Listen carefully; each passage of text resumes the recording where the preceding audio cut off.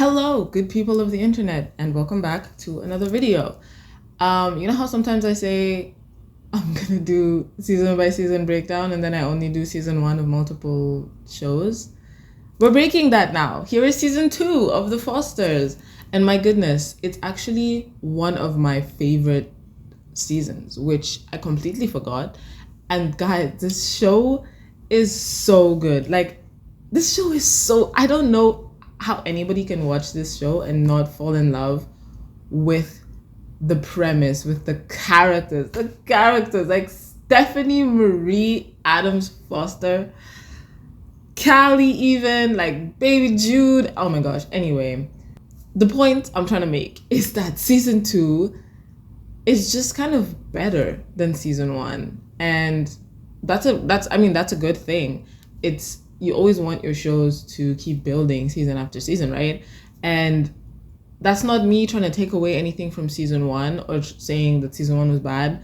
I think it was very good. It did a fantastic job of laying the foundation for these characters and their relationships, which are vital to the Fosters as a show. And so it's very important that it did all the heavy lifting that it did in the first season, so that season two can just kind of build on that and kind of like expand on these relationships and deepen them and explore, different dynamics and all that kind of stuff, which it does brilliantly. So I do want to give that praise to season one, but yeah, season two is just different, And one of the big things about it actually is that what's missing, a big thing for me, is Callie and Brandon's whole romantic situation. Like, I said it in my season one video and I'm just gonna say it again. Like, that was rough. You know what I'm saying? Like, that was hard to watch, and not just because the foster sibling dynamic made it weird already, but mostly because for me, I just never really believed that Callie would do it. Like, Callie, who has been in the foster system, she's been in juvie, she's just come out of juvie, she's terrified for her brother, things are very unsafe, she knows how bad things can be and the kind of homes that they can be put in. And so finding yourself in this very safe, very loving home, where they're basically saying, like, you can stay here as long as you need until you get adopted by someone else. Like, that we want this to be the last place you guys go before you find a permanent home. That's the initial situation. They're not saying they're gonna adopt them, but they're like, we've got you, you're safe until you're getting adopted by someone, right? And so that's like the best situation that Callie could find herself in, and she just kind of sabotages all of that because of a boy she's known a month, 2 months. Like, think about it. Like, this is something that they say in season two, where they outrightly state that Callie has only known the Fosters for 6 months. 6 months. Like, that's why I had on my thumbnail for season one just like drama, because 6 months, all of that happened. And you'd think it was like a year, but no, it's 6 months, which means that, and that's from the moment she meets the Fosters till season two. So all of that drama with Brandon, by the time they're so in love, they can't stand to be apart. How much time has passed? 2 months.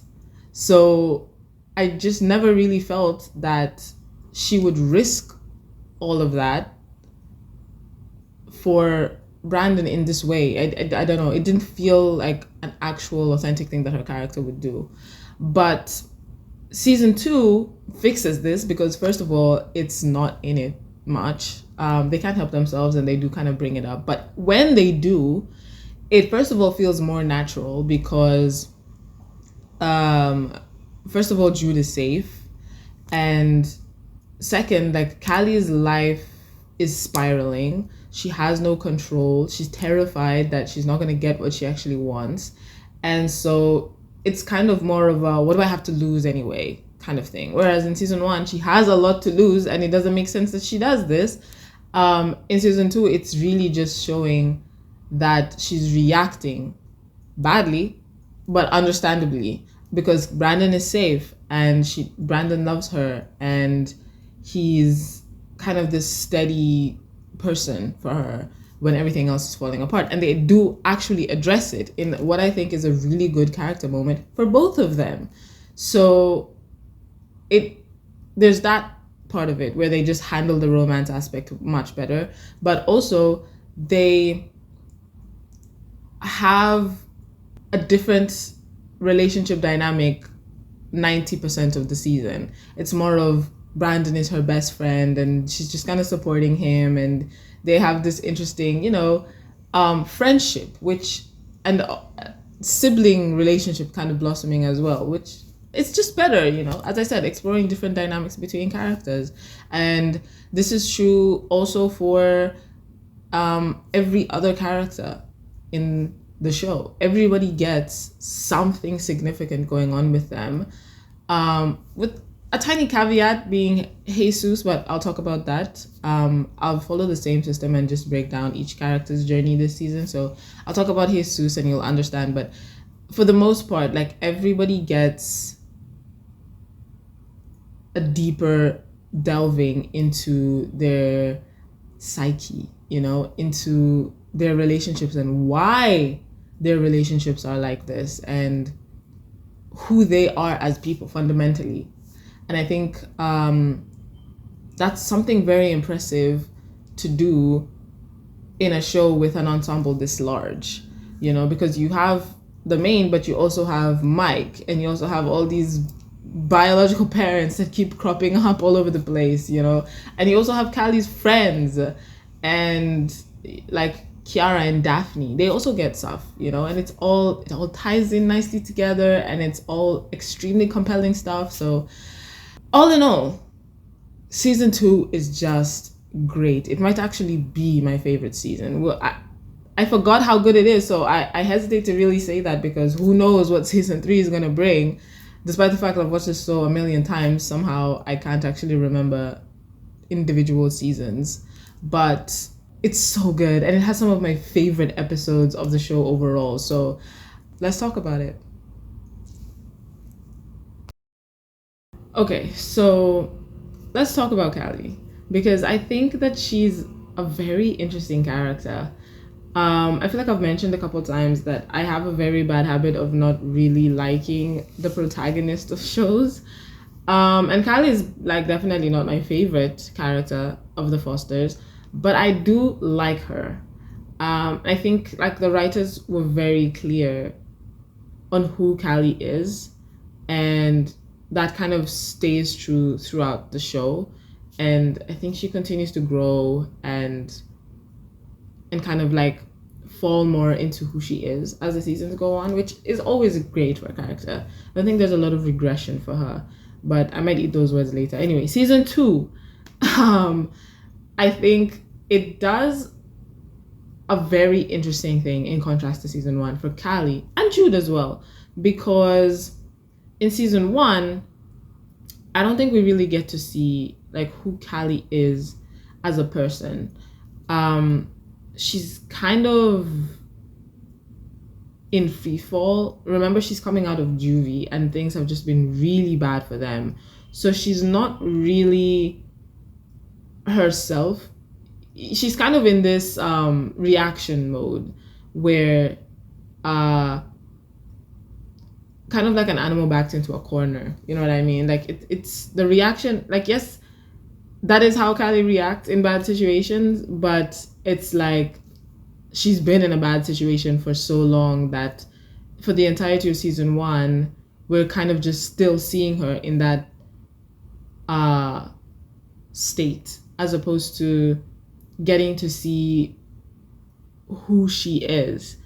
Season 1 is like a very jarring introduction to what the foster system is like for some kids and how unstable and unsafe their situations can be. And explaining how then they end up in these really terrible situations where they're on the streets in gangs, you know, selling drugs or ending up in juvie. And so when we're first introduced to Callie, it kind of just looks like, you know, she's trouble. She's been in juvie. She's very hard. You can kind of think that she has this, you know, let's just like break the rules. I don't care about anything kind of attitude. And you can like assume that that's who she is. But in season 2, we get to see they're very intentional about asking, like, okay, now that Callie feels safe, now that she has this stability, who is she? You know? And the answer is like super interesting, but it applies to Jude as well, like I said, because they've both been with the Fosters for a while now. Jude has been adopted, like, you know, they're secure, they're safe in this house. And once they have that, you know, now we're getting to see their actual personalities start to come out. So Jude started off as very sweet, very kind, good boy, does his chores, asks for more chores, you know. But he was always very scared that if he doesn't behave that way, he's going to be pulled, like they'll not want to keep him. He doesn't want to cause trouble. He wants to be the best kid he can be so that they want to keep him. But now he's been adopted. So for him, safe means acting out, actually, breaking a couple of rules, you know, pushing those boundaries. And I'll talk about that in Jude's section. But for Callie, it means that we basically get to find out that she's an absolute goody two-shoes. Like, she's a stickler for the rules. She doesn't want any trouble. She just wants to keep her head down and do what she's told. Like, it's so fascinating because, like, who would have thought, you know? That kind of contrast, it's amazing to me that you kind of get those tiny hints of it in season 1. I remember she had like a conversation with Mariana where she's like, you know, I've been notorious, and it's like, it's not really that fun, you know, but it doesn't really explore how unlike Callie that is. But now we actually get to see the fullness of it, and I love it. She starts off the season dealing with this really huge emotional blow where we find out that her biological father is not the same as Jude's. It's actually some guy called Robert. And her mom kept him from Callie her entire life. Her dad kept him from Callie as well. And it means that she can't get adopted, which is just such a critical blow because she was finally getting there. It was so sad, but the universe honestly just seems to kind of hate Callie. I mean, I know Rita gave her this speech in season 1 about how the universe is not out to get anybody, but I swear, like, sometimes it just feels like it, because as if the poor girl is not going through enough, they immediately have her get pulled out of the house because Stefanina's foster license expired, which is like you can see how it happened, because the adoption would have been done if she'd just been adopted with Jude. Like, they wouldn't have needed to renew their license. Of course, they just didn't think about it. But the poor girl is already feeling so destabilized by this information, and now add insult to injury, like, take her out of the house to be like, oh yeah, you thought, like, actually go and stay with this random woman. Like, and then they proceed to have this incredibly sad, touching though it is, scene where the social worker shows up to take Callie out of the house, and Jude is just like, well, he packs a bag, he's like, let's go. And they sort of like trying to let him down easy, being like, oh, Jude, honey, like, you don't have to do that, you know, you've been adopted. And he's like, I know, I want to, because of course he wants to. Like, when has Callie ever been taken to a foster home that he doesn't also go to, you know? So as I said, like, this is just the beginning of deepening the relationships all of these characters have to each other. And this just like really drives home that connectedness that Jude and Callie have, that like we're a pair, we're a duo, like we're in this together kind of vibes. That kind of gets, what do I want to say here? I don't want to say destroyed. No, it's not destroyed, but it's just kind of like deconstructed a little bit, because they get to explore their sibling bonds with the other kids in the house, like Mariana and Brandon.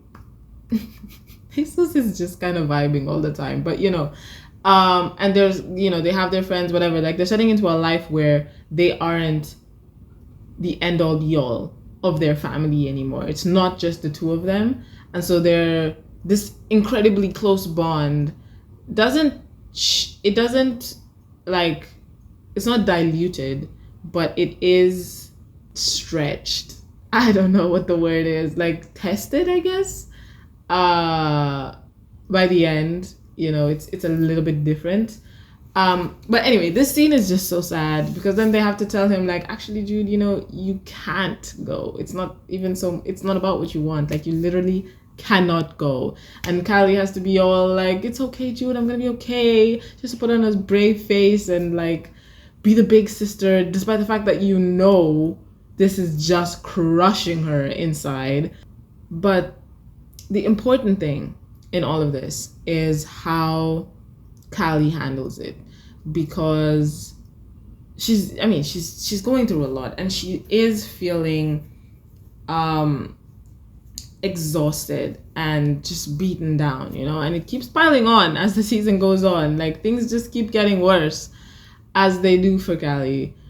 And season 1, Callie would not have handled this well at all. She would have kind of retreated into herself and like bottled everything up, and eventually like run away or some self-destructed in some way, But season 2, Callie sticks around. She stays. When Stef and Lena say that they have her, like they are gonna fight for her, that things are gonna be okay, like even though she doesn't feel it, she trusts them. And she talks about it. She talks about it with Brandon. She talks about it with Daphne and Kiara. She talks to Steph about it, like she's more vocal about what she's feeling and expressing that fear that she's having. And on top of that, she's also doing a lot. Like, in season 1, they were like, oh, Callie needs to put down some roots. She needs to make friends or whatever they were trying to say, like trying to get her to engage more with the community at school. But like season 2, nobody can say Callie's not doing a lot, because she's working part-time. She picks up a shift at the like youth center or community center or something. And she's also going to therapy, which yes, is court mandated, but she does keep going.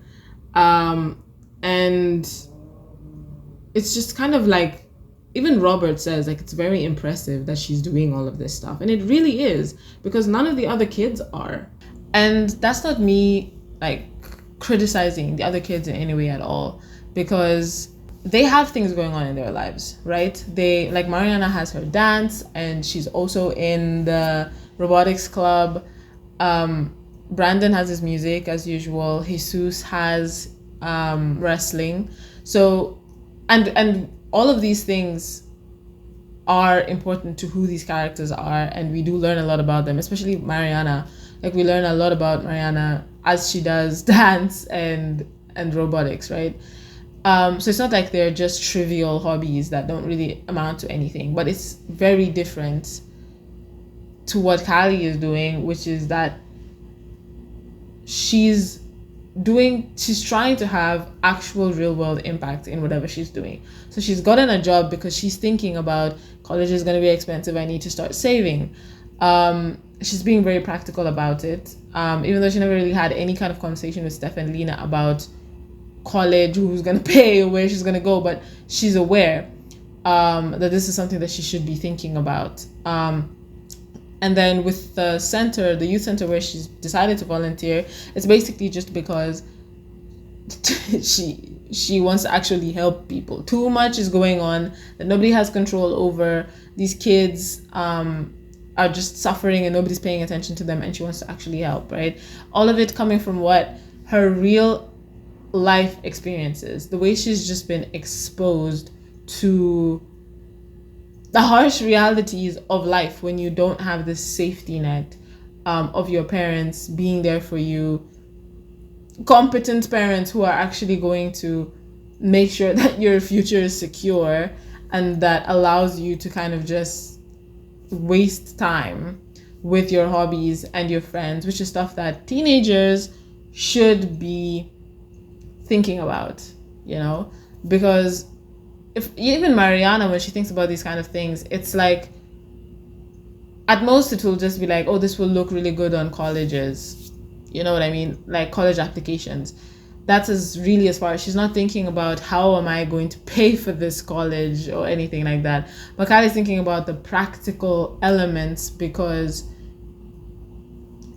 she's seen it. Like last season, she was introduced to the independent living system, which she was going to go into, and all the requirements that she would have to meet in order to sustain that lifestyle. And even though she didn't go into it, she's still very close with Daphne, and Daphne has to do all of that stuff. So she sees how hard it is for her. So she's very aware that life is hard, right? Real life is hard. And everything she's been through in the foster system, everything she's seen has just... her closest friends are from Girls United, and their lives are hard. Their lives are difficult. They face insane problems, right? All of this stuff with Kiara, which introduces Kylie to the youth center, where you just kind of see how, again, little control these kids have, how people who are supposed to be in charge and people who make the rules, sometimes they have no idea what they're doing, or they're really bad at their jobs. These are the things, this is her life. This is the life she lives. So it's very difficult for her, and it makes sense that they show it, that she wouldn't just be able to sit around and have fun. Like for her, it's just like too much is going on in the world for me to just hang out. I just like them showing that difference in perspective, because it does make a lot of sense that she would think differently than the other kids do, and they don't place a lot of emphasis on it. They don't say like, oh yeah, Kylie's different because XYZ. It's just something that would naturally occur in her character. And I like that they didn't just show us the consequences of everything that she's been through, the way her experiences have shaped her just in the negative way. It's not just about trauma or trust issues, it's also just a different kind of ambition, or having different priorities, and that's what I really like about this season, right? That's what I'm saying, the way they show us different sides of these characters that we weren't able to see in season 1, because it was just so packed with like one thing after another. The crazy intense drama was just kind of overshadowing the actual foundation of who these characters are, and now we're getting to see that. So there's that. The other thing that I really love about the season is how they handle Kylie and Brandon's relationship. It's an extension of showing us who Kylie is, in the sense that we get to see how she is as a sister, where not just to Jude, like I said, now we're expanding their family. It's not just the two of them. She's now really feeling like everybody else is her family. So how she's a sister to Mariana, like when Mariana needs members of her, like people to join her dance group, and she doesn't have enough people, Kylie shows up. Kylie can't dance. She doesn't want to dance. She doesn't have time to dance, but she knows that this is something that's very important to Mariana. So she's going to be there, like no questions asked. And when Mariana puts her on the team, she tries. Like she puts up with it for a while because she's just such a good sister because she knows that Mariana needs this, despite the fact that it makes her incredibly uncomfortable. Um, she she goes that extra mile that like the other siblings, they like Jesus and Brandon, they don't care about Mariana's dance group. Like whatever happens with it, they don't really care um enough to go out of their way this way. But Callie, she's right there in it. And so therefore we also get to see her as a sister to Brandon. And she says a lot of the time that Brandon is her best friend. And from her side, I definitely believe it. I've always, even in season one, I felt that Callie does not feel about Brandon the way Brandon feels about Callie. I think it's 100% true that Brandon was just in love with her. But Callie really liked Brandon, I think. And with the intensity of everything that was going on and how scared she was, everything, like he was the only person that was fighting for her in those moments where when she first gets sent to Girls United and all that stuff, like all the fear and everything that was surrounding her. I think it convinced her that she was in love with him, but I don't think that she really ever was. I think she just really liked him. I think she was developing a crush, and then everything just got so intense, and then she's a teenager and it got blown out of proportion. But I think she genuinely just, when she says he is her best friend, and the way she acts, like I think it's true. I think that he's just her best friend. And so now we get to see her support him and just kind of being there for him through his whole hand injury, and he can't play classical. And it was something that I really liked because everybody, when Brandon is so scared about what's gonna happen, and he's like, what am I gonna do if I can't play classical music? Who am I gonna be? And his parents all keep telling him, like, Brandon, you can't think like that. You have to be positive. You just have to keep trying. And I'm like, I wish they would have just been real with him to be like, what if you can't play classical music anymore the way that you used to? Because it's a real possibility at this point. And I feel like they should have had that conversation with him. But what they then do with Callie is they have her at least ask him, so if you can't, that means like all music is dead? No, of course not. And she gets him to see that he still loves music. So yes, he was the best at classical music, but he still loves music. He's still a musician and he can do so much. And she gives him that push. It's because of him that she joins the band, like she ropes Mariana in to get him to come, but it's her intentionally making him, first of all, getting him out of the house because he's just been moping around depressed, and just exposing him to really what is ultimately like his true love, music, right? And that again is who Callie is, just her being aggressively in your corner, always supporting you. She's when Daphne kidnaps her daughter, fully kidnaps that 2-year-old. She calls Callie, and Callie's no judgment. She's just like, okay, this is the situation we're in. What do we do? What are we gonna do? Right? And it's just, it's mad. And it gets her into a lot of trouble.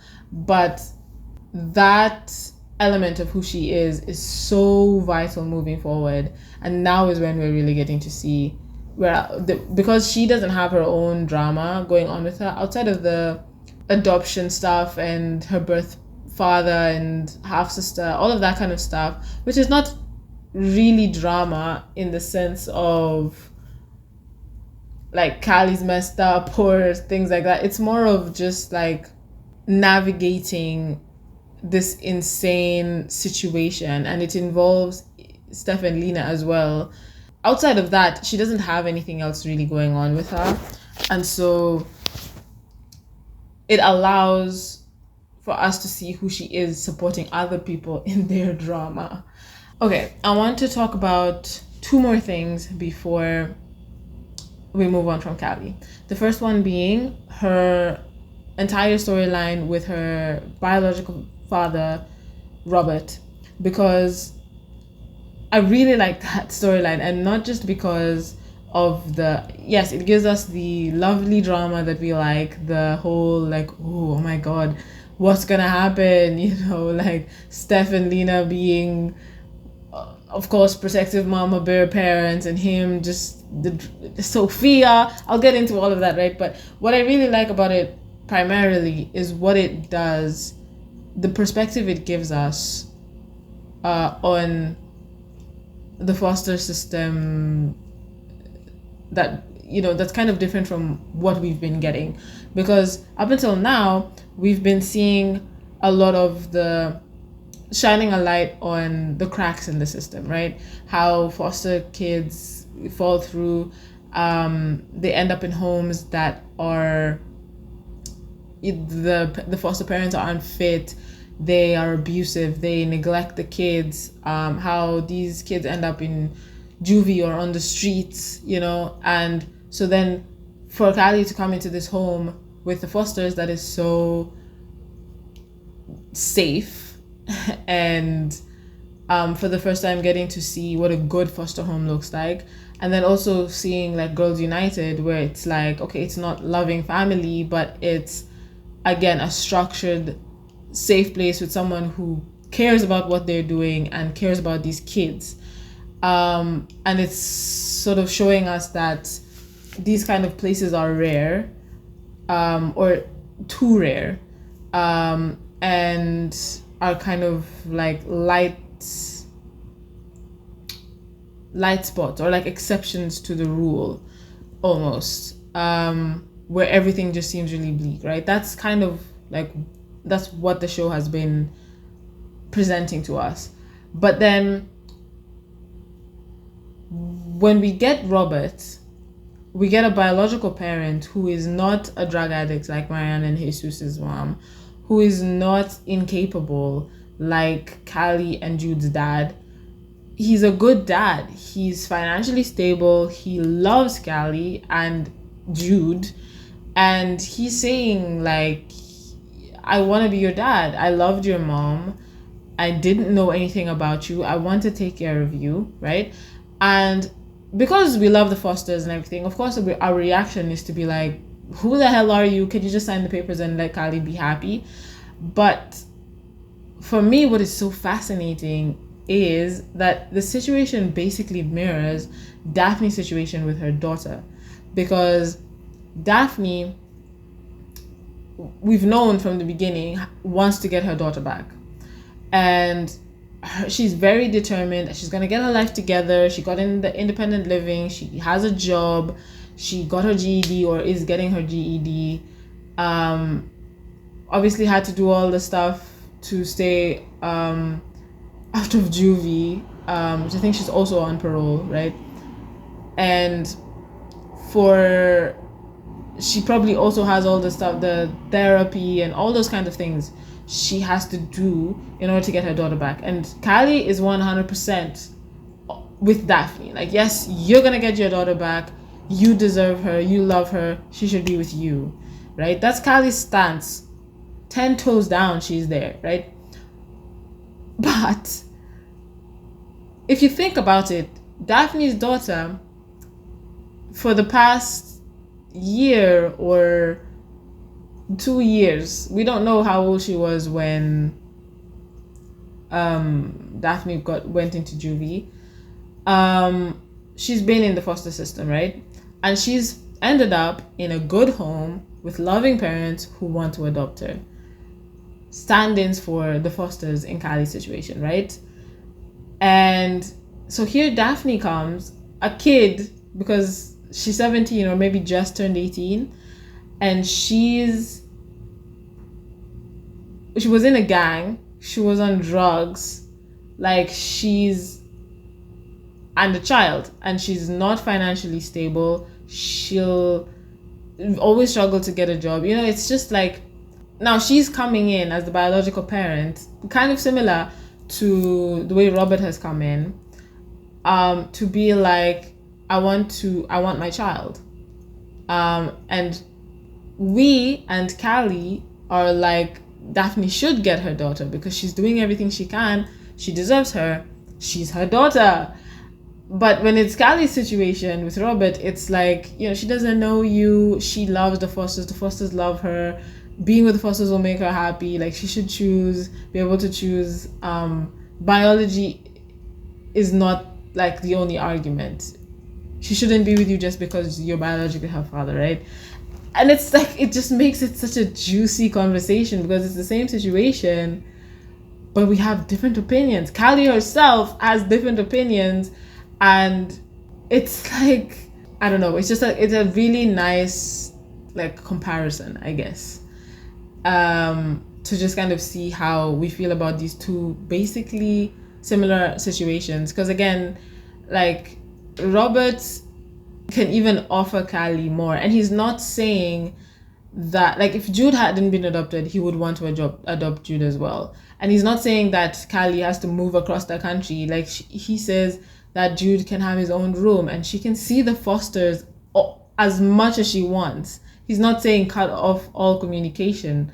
So it's I don't know. I really love that conversation, and especially with the way that it mirrors Daphne's situation, and how Callie and we have different opinions on this biology argument. And when you think about it, like, Callie's only been with the Fosters for 6 months, right? 6 months! I mean, it's mad every time I think about that because of all the insane stuff that happened, but it's not even been a year. So for her to be so, again, like, when they bring up in the show that if she just spent time with Robert and Sophia and actually allowed herself to try and be happy with, like, if she spent 6 months with them, she would be happy, when you really think about it. Of course she would be happy, but we don't want to think about that because she belongs with the Fosters. Anyway, it's just a really nice conversation that I really like. And then I also wanted to talk about, like, the casting of Sophia. Everybody knows, amazing. Like, Bailey Madison, like, them looking alike is one thing, which was of course clever for them to do, but she's also just a really good actress. And so she really brings this energy of this sheltered, kind of spoiled 14-year-old who's just so excited to meet her sister. So it just makes everything feel so much more intense because of her intense, like, infatuation with Callie. And then when she like rips up the papers, you're like you can see how she did that because she is spoiled, but she's also just a kid. And then add on to the fact that it's like she also has this weird, like, now the depression storyline that starts to come up, and she gets even like suicidal and stuff. Like, she brings that out so well. She's so good. She's such a good actress.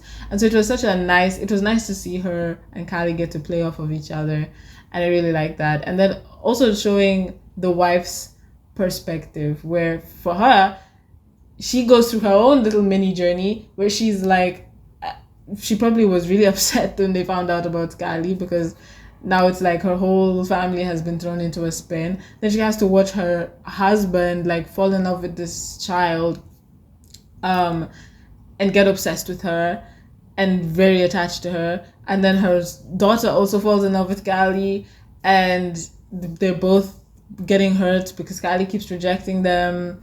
And she then now is going from really wanting her husband to sign the papers to supporting them, because she's like, I really just saw how much they love Callie and they just want what's best for her, and therefore I want what's best for them, which is to have Callie in the family. Like, it was just so interesting. The whole thing was just done so well, and I have to give them props for that. The last thing that I want to talk about really quickly is the way that the show handles Callie's trauma from being assaulted by Liam, because I think that it's really good that they did it, first of all, because in season 1, I think they realized, as I've been saying, like, Kylie was just caught up in so much of a whirlwind of drama. So much was going on that they didn't address the actual impact of anything that was going on, right? But I kind of like that it happens now, because it fits with what I'm saying. Kylie's situation this season is that she's feeling safe. She's feeling much safer than she's felt in years. And a lot of times what happens is that when you feel that safety is when your body starts to actually relax and show the symptoms of what you've been going through, right? It happens a lot to me when I'm like overworked or very, very stressed, and there's like a high stress period. Once things calm down and I'm able to relax, it's like I almost immediately get sick, right? It's because you've just been in this go like gear. That's the gear you've been in. So when you finally calm down, it allows everything else to catch up with your body, right? And I think that feels to me what has happened with Kylie, where now not only is she safe with the Fosters, but she's also in a safe relationship with Wyatt.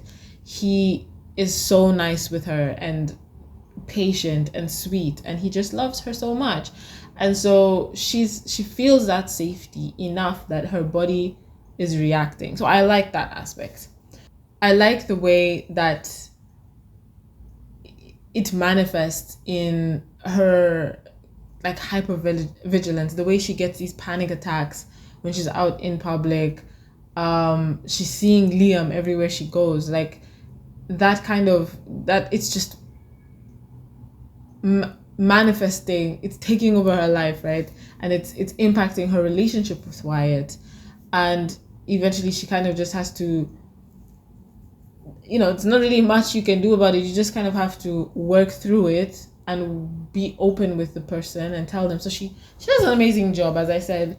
Kylie, when she's being like allowed to just be herself, she's a pretty responsible person. So she communicates very effectively, and it allows her to realize that Wyatt actually may not be able to give her what she really needs at this moment in a relationship, or maybe ever, but at this moment particularly.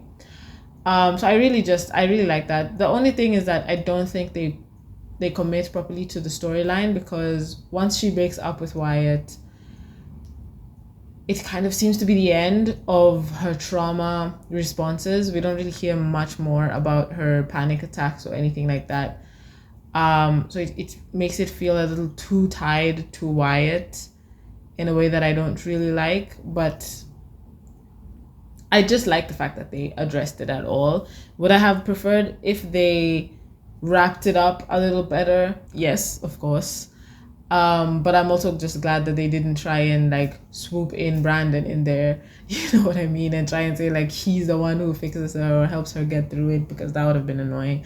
I don't think I mentioned that they do add in the romantic element with Brandon and Kylie at some point. After Sophia rips up the papers and Kylie is spinning, right?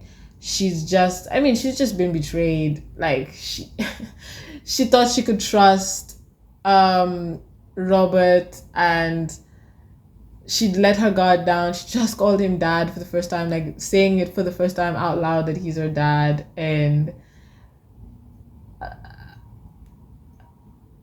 literally 2 minutes later, I don't know, immediately regrets the decision. And you can see her just kind of being like, why did I let my guard down? And so this is what is so good about it, though. The reason that I even forgot to properly talk about it is because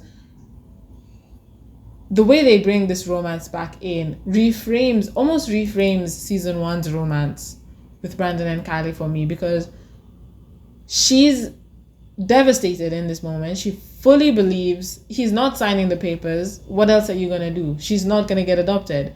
And she's so scared, she's so upset, and immediately what does she do? She kisses Brandon. Which to me just feels like more proof that she doesn't really love Brandon like that, you know. It's just that he's such a stable person in her life, and she knows how he feels about her, and feels like he will never betray her like this, like the way she's just been betrayed by Robert, you know. um he's just always there, and so she turns to him, and that's, I just love that.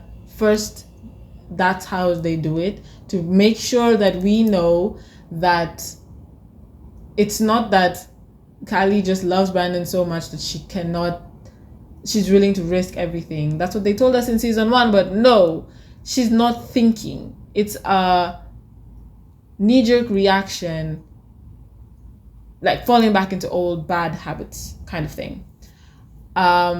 And then Brandon's reaction to it is just so good, because he, first of all, stops it, goes to think, comes back and is like, we can't do that.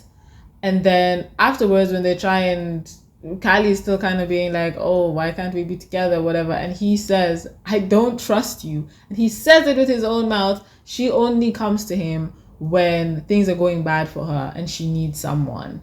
She, like, you know, when he was like so in love with her and he was like, we can figure out a way, she was like, no, because she doesn't really want to be with him. But now that she doesn't have any other option, like things are just terrible, he's who she goes to, right? It's that I was so happy. I cannot tell you guys how happy I was when they did that, because yes, that is the dynamic of their relationship, and that just basically put the final nail on the coffin. They are never, well, they're never gonna be like an endgame relationship. It's not going to happen. All this teasing and whatever, like, oh, they love each other so much, it's not good. This just shows us, like, it's whatever happens in the future is not good. Yeah, so to sum up Callie's character this season and her journey this season, as I said, it's basically just her settling. It's her finding herself again and us being introduced to her. It's amazing growth, because the show finally just allows Kylie to breathe and to stop running and to actually face her situation and make decisions for herself about who she wants to be and how she wants to act, you know. And rather than things just always happening to her all the time, the things obviously they still happen to her, but there's a bit more of a cause and effect kind of situation here, that I like more, that gives her this feeling of autonomy. And I really love that for her, you know. Okay, let's talk about Jude, because as I said, he and Callie have a very similar journey this season. They're both just kind of settling, you know. They're both feeling the same safety for the first time, and though Callie's, as I've talked about Callie enough, but for Jude, his is real safety, because he's been adopted now. There's nowhere he can go anymore, and there's still a little bit of the anxiety because Callie is not safe, and he and Callie have been intertwined for ages, right? Forever. It's been the two of them. That's what he's known. So it comes with its own kind of destabilizing feeling that Callie is leaving, or may potentially leave, and not just like go to another foster home, but have another family that is completely separate from him. That has its own, of course, consequences, but his own safety is not in question and never will be again. And so he gets to also find out who he is, which involves pushing those boundaries, as I said, breaking more rules, sneaking out of the house, lying to Stef and Lena, where before we were getting this really sweet, innocent, perfect little boy, you know?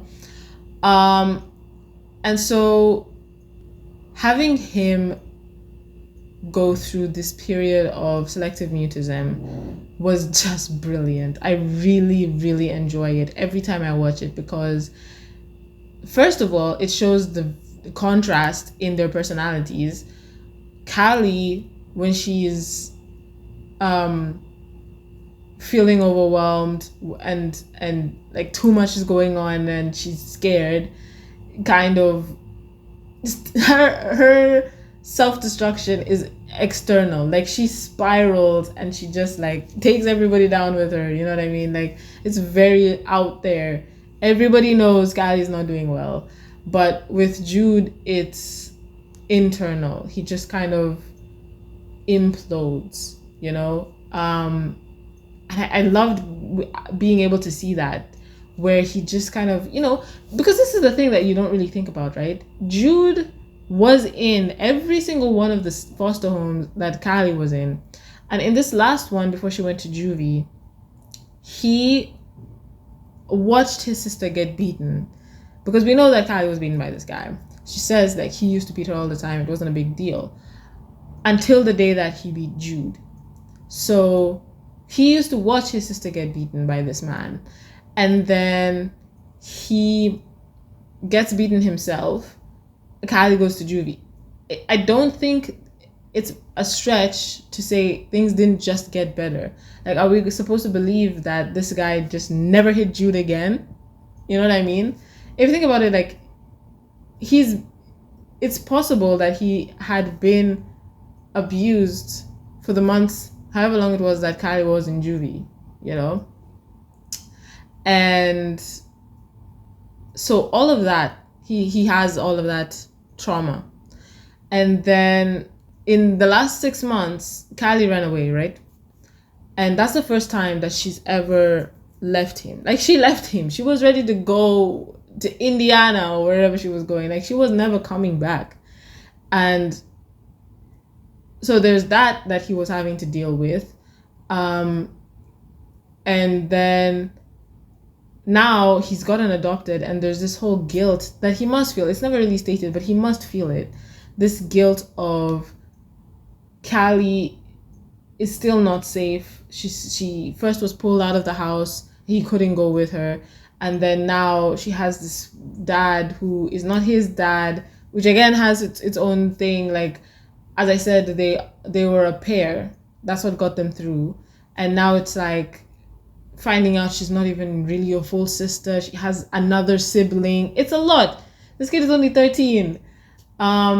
So again, I like the fact that the show actually addressed what the kind of toll this would take on his psyche, and to have him actually react to it and not just like cry or get angry or give a speech or whatever, like an extended period of time in which the poor boy is struggling to just think.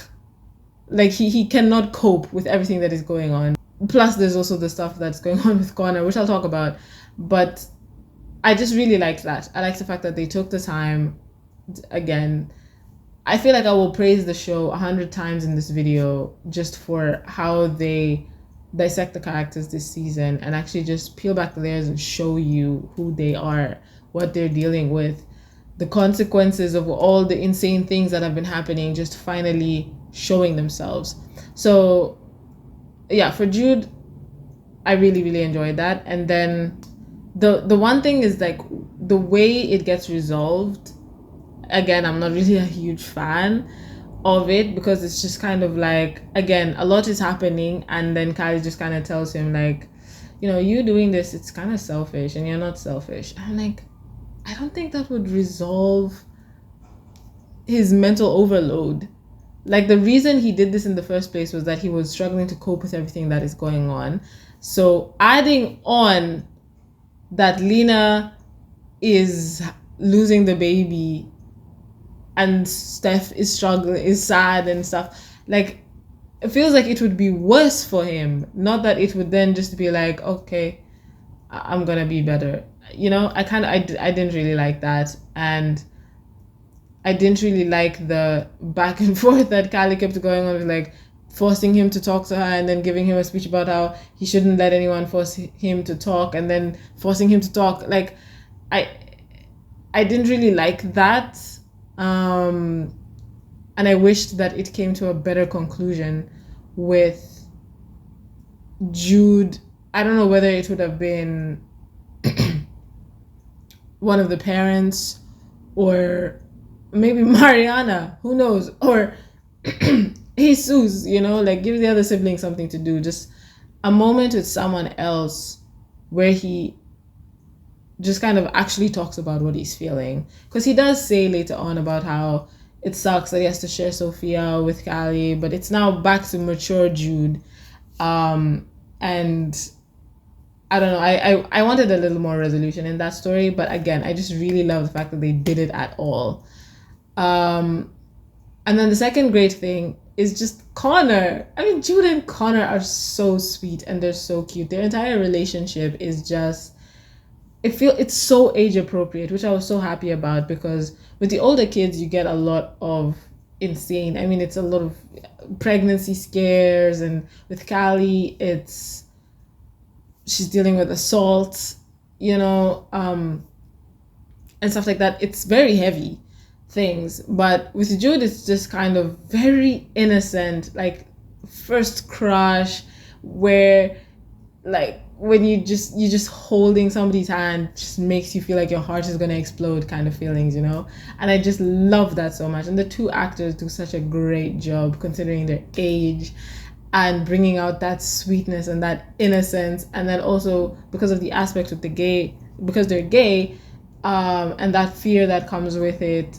and stuff like that. I mean, they just do it so well. It's handled so carefully, and I like the way that Connor's dad plays this kind of antagonistic role, where it feels like the more he tries to separate them, the more he pushes them together.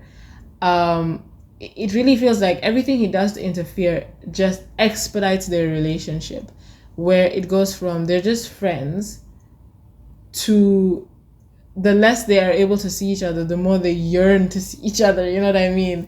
And I just really love that aspect where we're seeing this very innocent relationship playing out, and then him just being so nasty and angry about it. And you're like, what is so wrong about this, And then seeing how he's reacting versus how Lena is reacting, which doesn't even actually ask Jude to tell her if he is or isn't gay. She just keeps reiterating that whatever he is or isn't, who he likes or doesn't like, whatever, they love him.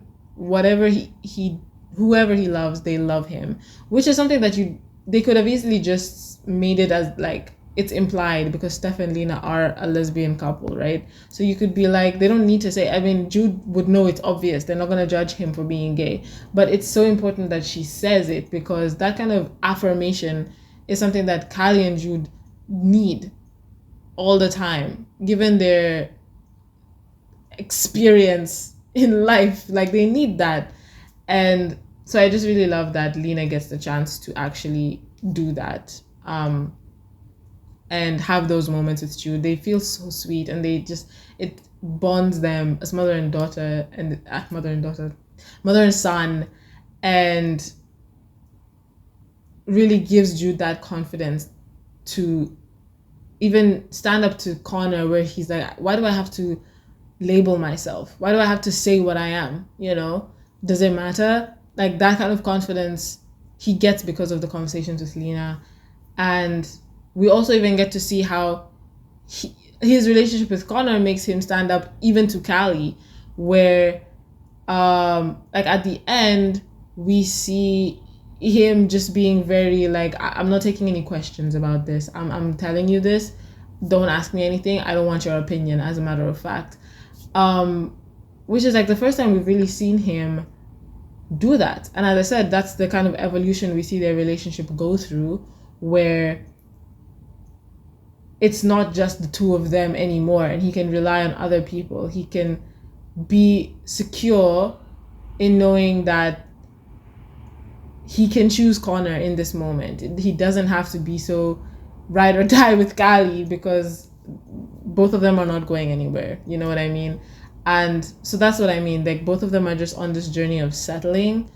It's not really like a transformation in character. It's just kind of, again, us finding out who Jude is. Okay, so we have now talked about two characters whose entire journey is they become when they feel safe, right? So what better person to move to next than somebody who's basically starting off in the exact opposite position? Mariana, our dear sweet Miss Thing, is not feeling safe at the beginning of season 2. She's kind of in this spiraling state where she's insecure in her identity, in her social life, in her family. Like she's just all over the place in the beginning and looking for validation like in all the wrong places.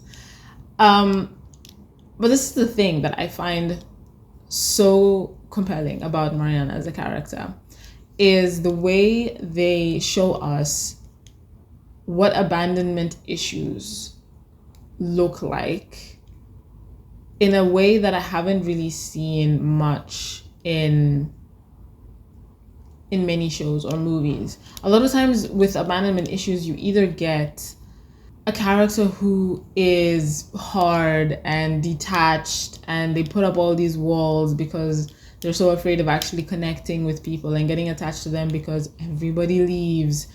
Or you have a character who basically becomes almost very clingy and obsessively holding on to people, kind of like Jesus's girlfriend this season, Haley, is a good example of that, where it's just kind of, it's feeling so unsafe in a relationship that you're constantly like asking the people in your life to reinforce that relationship over and over, right? Both of which are very valid depictions of abandonment issues. But what I like about Mariana is that her personality is very clear.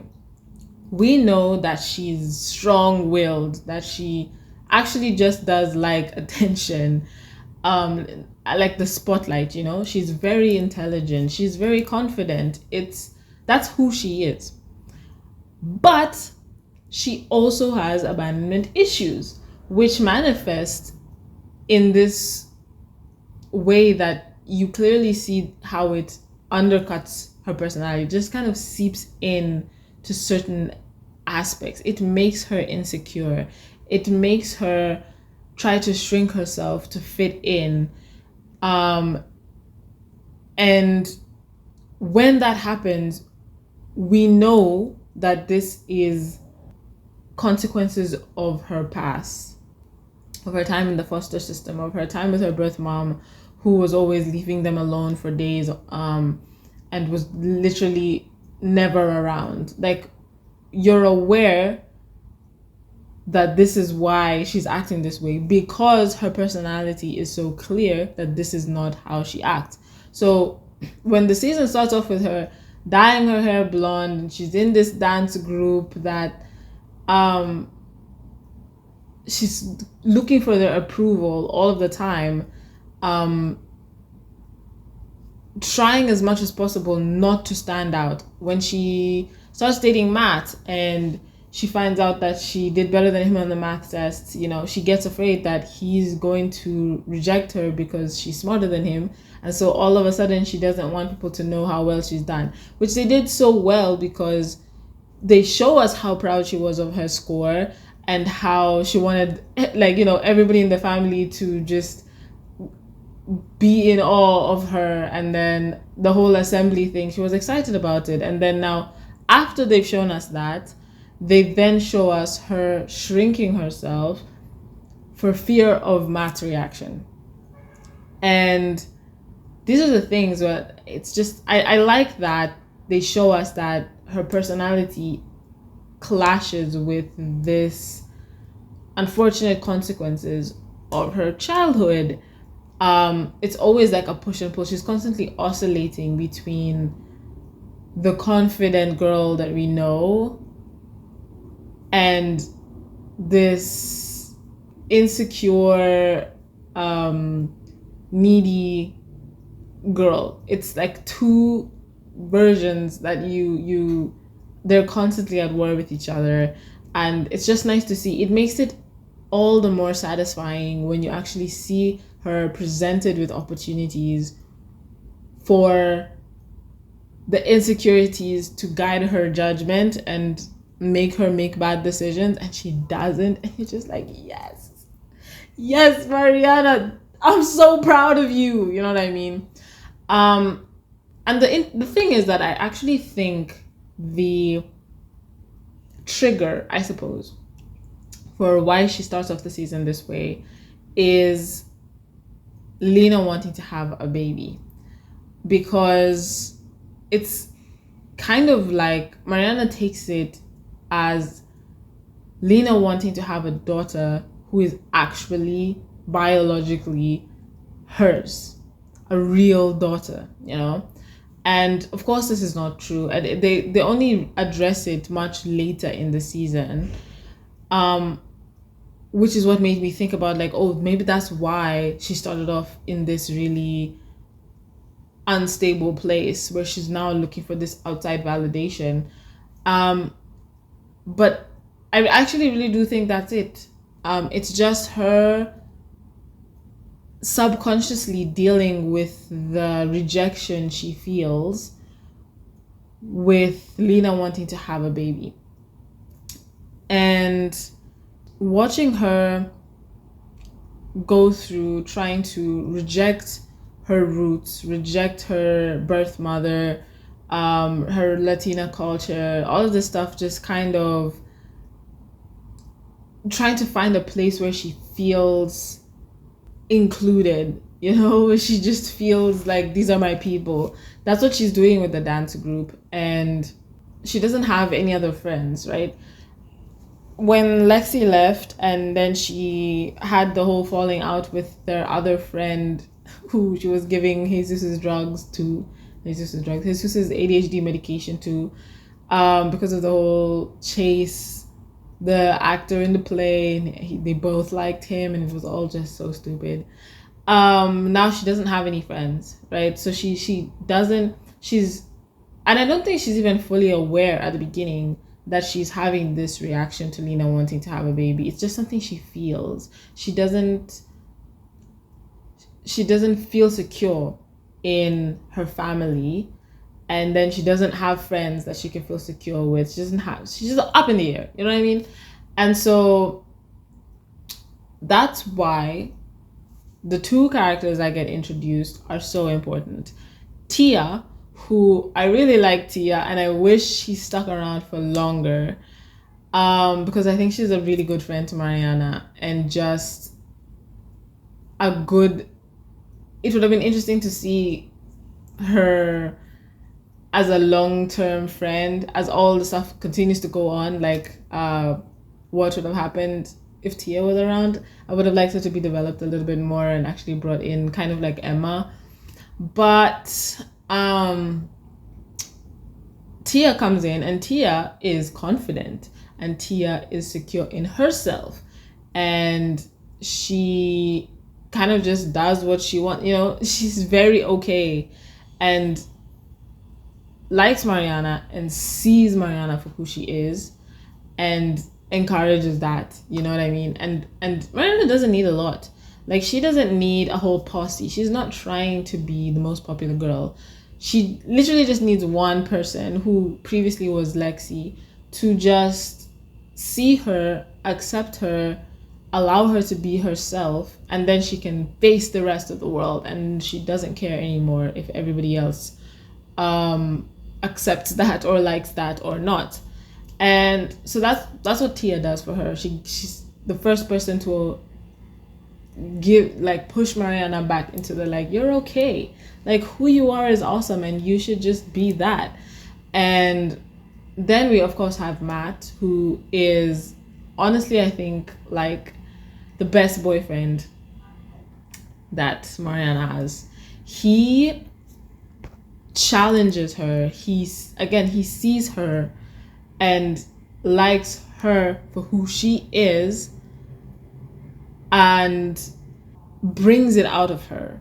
You know, like it's kind of actually very similar to Tia, where he calls her out. Their relationship, the way it starts, actually, I really like it because it doesn't feel like with Mariana's first boyfriend, I can't remember his name, but it felt to me like it was more that she was very desperate to have a boyfriend than that she was genuinely attracted to this guy. But with Matt, it starts off, she's not looking for a relationship. She doesn't see him and immediately think like, oh, he's cute, like I wanna get him to notice me. There's none of that, like trying to be girly, trying to get his attention things. It starts off very actually confrontational because he's always calling her out. He's asking her questions. He's pushing her and she pushes back because that's who Mariana is. And that's just the nature of their relationship. And it's very clear from the beginning that he sees Mariana and he wants to know that Mariana, not the one that she's presenting to the dance team and the rest of the world at the moment. And so together, he and Tia provide this stable, I guess, ring or connections for Mariana to hold on to be able to face everything else that is going on. So it's a lot that she has to deal with, right?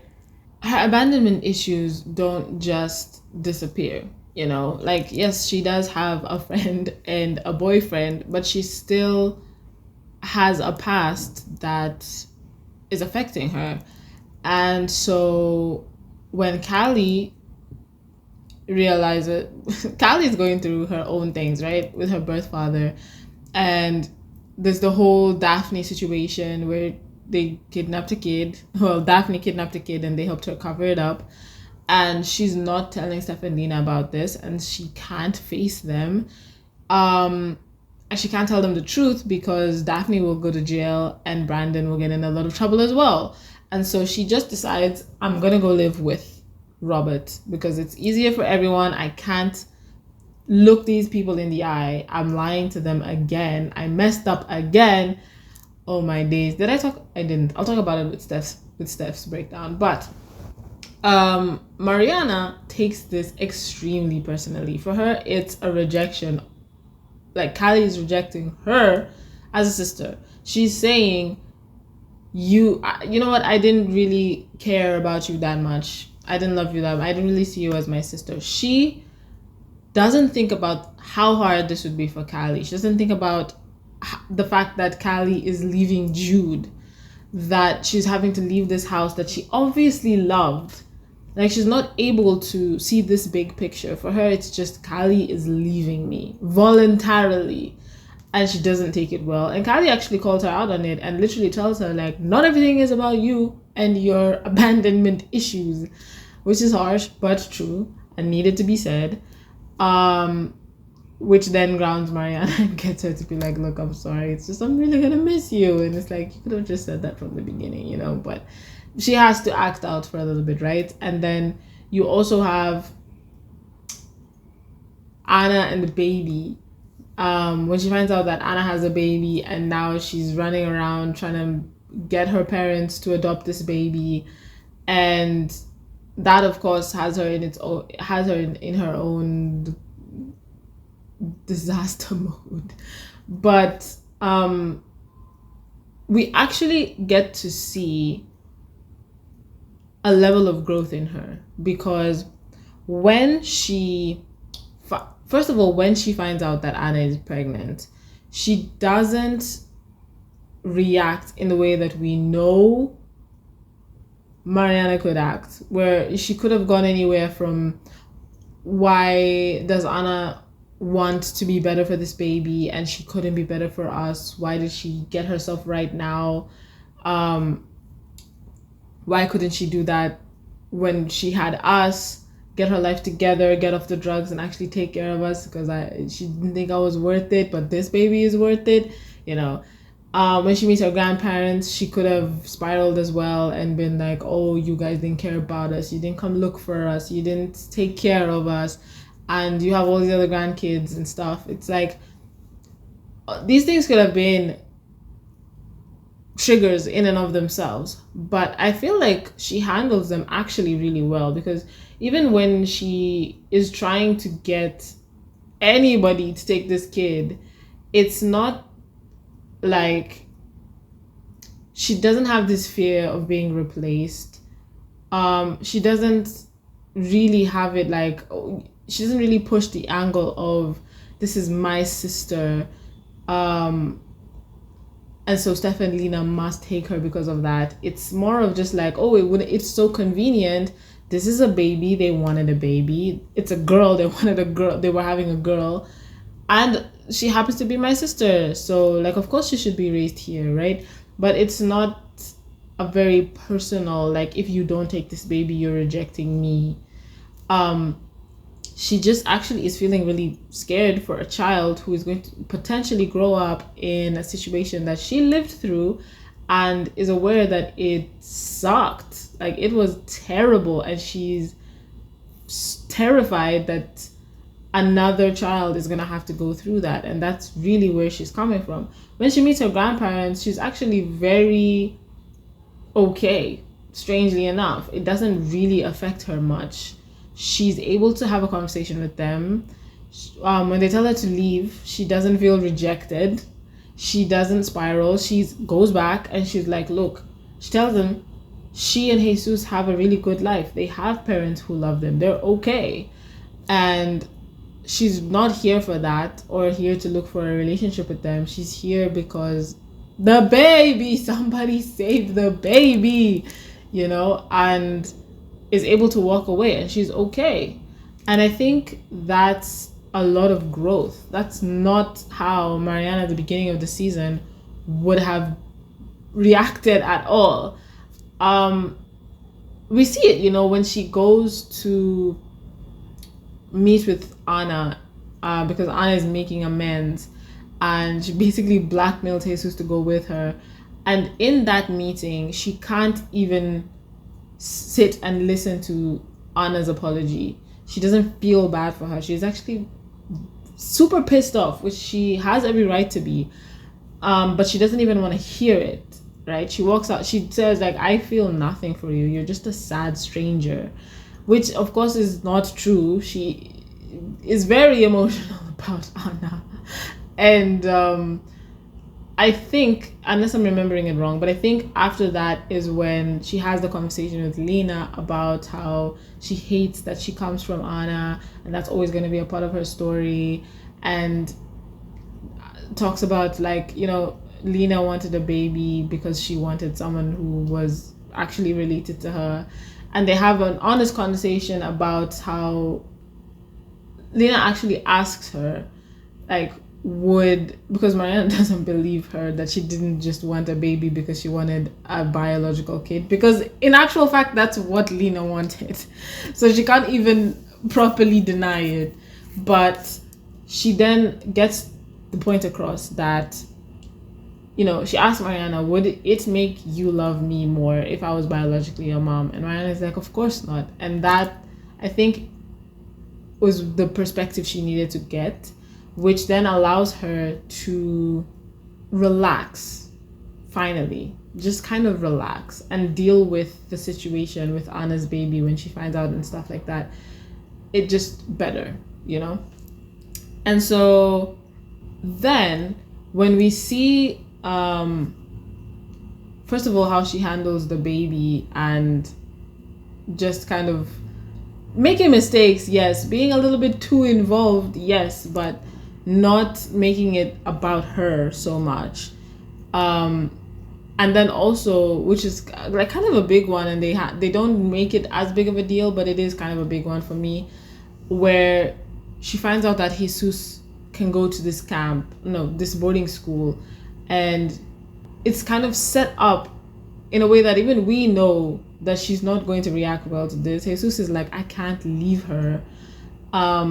Because with Kylie leaving, with Stef and Lena not taking the baby, Matt is going on tour, and that has her in its own kind of spiral. But he's like, I can't leave her. She's just gonna break. And we can see that happening because we know how Mariana reacts to these kinds of things. And it's her twin brother, right?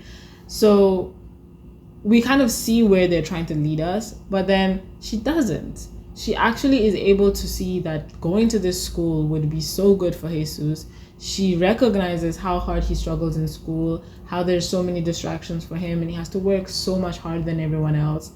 And she says, like, this will be very good for you. You have to go. I'll miss you, of course, but you have to go. That is so mature for Mariana.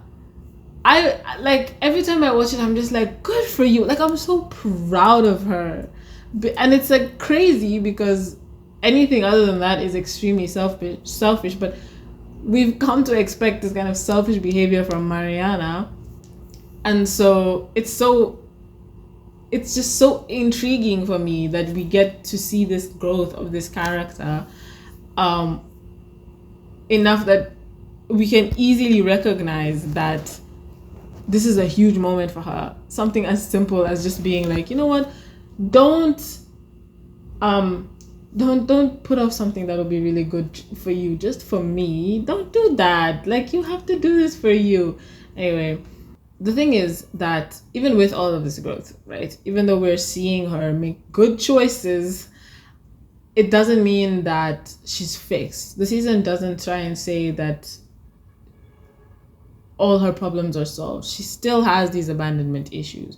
So, like I said, with Matt going on tour, she's not making good choices and she's really taking it personally. And by the end of the season, that isn't resolved. She still has that fear. She still feels like he's leaving her, like he's choosing to leave her as if it's a permanent thing and not for a summer. I don't know why that's such a big thing for her, but it really is. And we'll see the consequences of that in the next season. But I just like the fact that they don't try and wrap it all up in one season, because these are deep things that are very difficult to break out of that kind of cycle. And so it's just kind of like showing us the steps, the growth. Season 1, Mariana could never navigate meeting her grandparents without fully breaking down and just spiraling for several episodes, you know, or her parents saying they're not going to take the baby. Like, we all know how she could have reacted, you know, it could have been way worse. So just seeing this incremental growth in her is just, I love it. It's just careful is what it is, and I really love that. It's one of the many realistic arcs that the Fosters just does so well. I think it's pretty fair to say that of all the kids, at least, Jesus has the least overt, like, depth explored for his character. I think this might be something that a lot of people talk about with the show, that like Jesus doesn't quite get as much as everyone else to do, but it's not nothing. And in this season in particular, I think it works very well. In later seasons, stuff happens, you know, he does get more to do. It's a different actor, but you know. Anyway, with this season, what I like is the contrast. Again, we're talking about an ensemble cast where everybody is a main character. We have our main character, who is Callie. It's her story, really. But everybody does get character development. They get their own stories that are separate from Callie's. And with Jesus, I think we have a character who, on the surface, at least, yes, we're talking about this season, right? On the surface, he seems very unbothered in life. He's a chill guy. He's a cool guy. He has friends. He doesn't have the social problems that Mariana has. He doesn't struggle to fit in. He's very secure in who he is. He doesn't have abandonment issues. Like, he's just chilling, you know. His problems are always revolving around some kind of romance thing. But this season, they make it matter. And I love it so much, because what we get to see with him is a boy who is so empathetic and was in this situation when he was a kid where he had to take care of his sister because they were always alone, right? So he's taking care of Mariana, who is freaking out and always crying and sad and scared, which of course, but he then took on the role of stepping up to be there for her. And then Anna would come back and feel so bad for leaving them, and she would cry, and Jesus once again steps up and takes care of her, makes her feel better. And so we get to see the repercussions.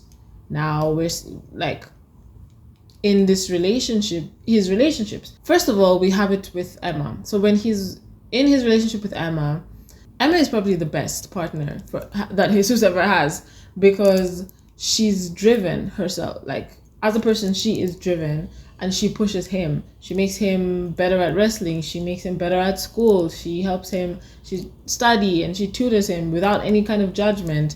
She helps him handle his ADHD. She's just always, you know, believing in him and showing him that he can be more, he can be better.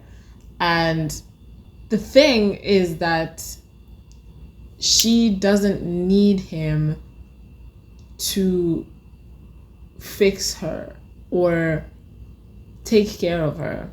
And this becomes a problem, because it's like, when she tells him that she's having, like, the guys on the wrestling team are treating her differently, and this upsets her, obviously, and Jesus's reaction is to do something about it, but then he quits the wrestling team, which is not, it doesn't even make sense. That doesn't solve her problem, because the issue they're having, the reason the boys are acting differently is because her dating Jesus has made them see her as a girl.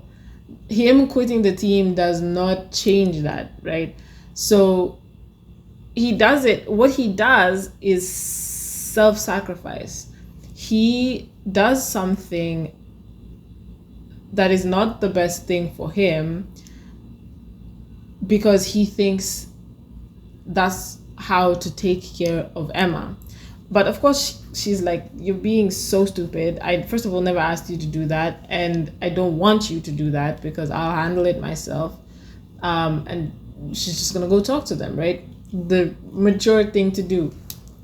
But this then kind of sparks the issue where he doesn't know how to be in a relationship where his role is not the caretaker. Because it was actually a little bit of the dynamic as well with Lexi, where they were only together, I think, for like a pretty short time, where nothing was wrong, and then Lexi was in huge trouble with her parents, and she basically had to fight to see her, and then she was undocumented and things were crazy, and then she was moving, and you know, it was not really, they didn't get a lot of time to just be in a normal relationship without drama. So it makes sense that once his relationship with Emma ends, he then rebounds with the exact opposite, Haley, who is, as I've said, she's needy and she needs that constant validation, and he ends up doing insane things like getting a tattoo, a huge tattoo across his ribs, just to prove his devotion to her, you know, insane things.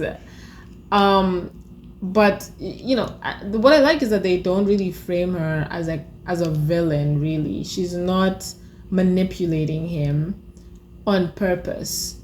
It's just that she's going through her own stuff, her parents' divorce and whatever it is, and he's trying to take care of her. And as we saw with Emma, the way he thinks you take care of someone is like, forget what you need. What you need or want doesn't really matter. You just need to do whatever you have to do to take care of this person, which is not the way things are supposed to go, really, you know. And so the relationship with Haley just drains him. It takes so much out of him. And that all just ties back to Anna, which it's honestly a really sad scene. Every time I watch it, I'm just like, this sucks. Like, the scene is so sad, and you have Stef in the background just crying. I'm like, oh, why are you breaking my heart like this? Where after the meeting, so in season 1, when they Anna gets introduced, and Jesus is so mad with Mariana for even getting into contact with her. He doesn't understand why she would want Anna in their lives. He doesn't want anything to do with her, but he ends up getting dragged in because Mariana forces him to. And he goes and he sees Anna for the first time in the house she's living in with the boyfriend she has, who is a douchebag, and he instantly, like, something inside of him just softens, right? He feels bad. And the only reason he gets involved with Anna is because he wants to help her. He wants to help her get out of the house that she's in and into a shelter.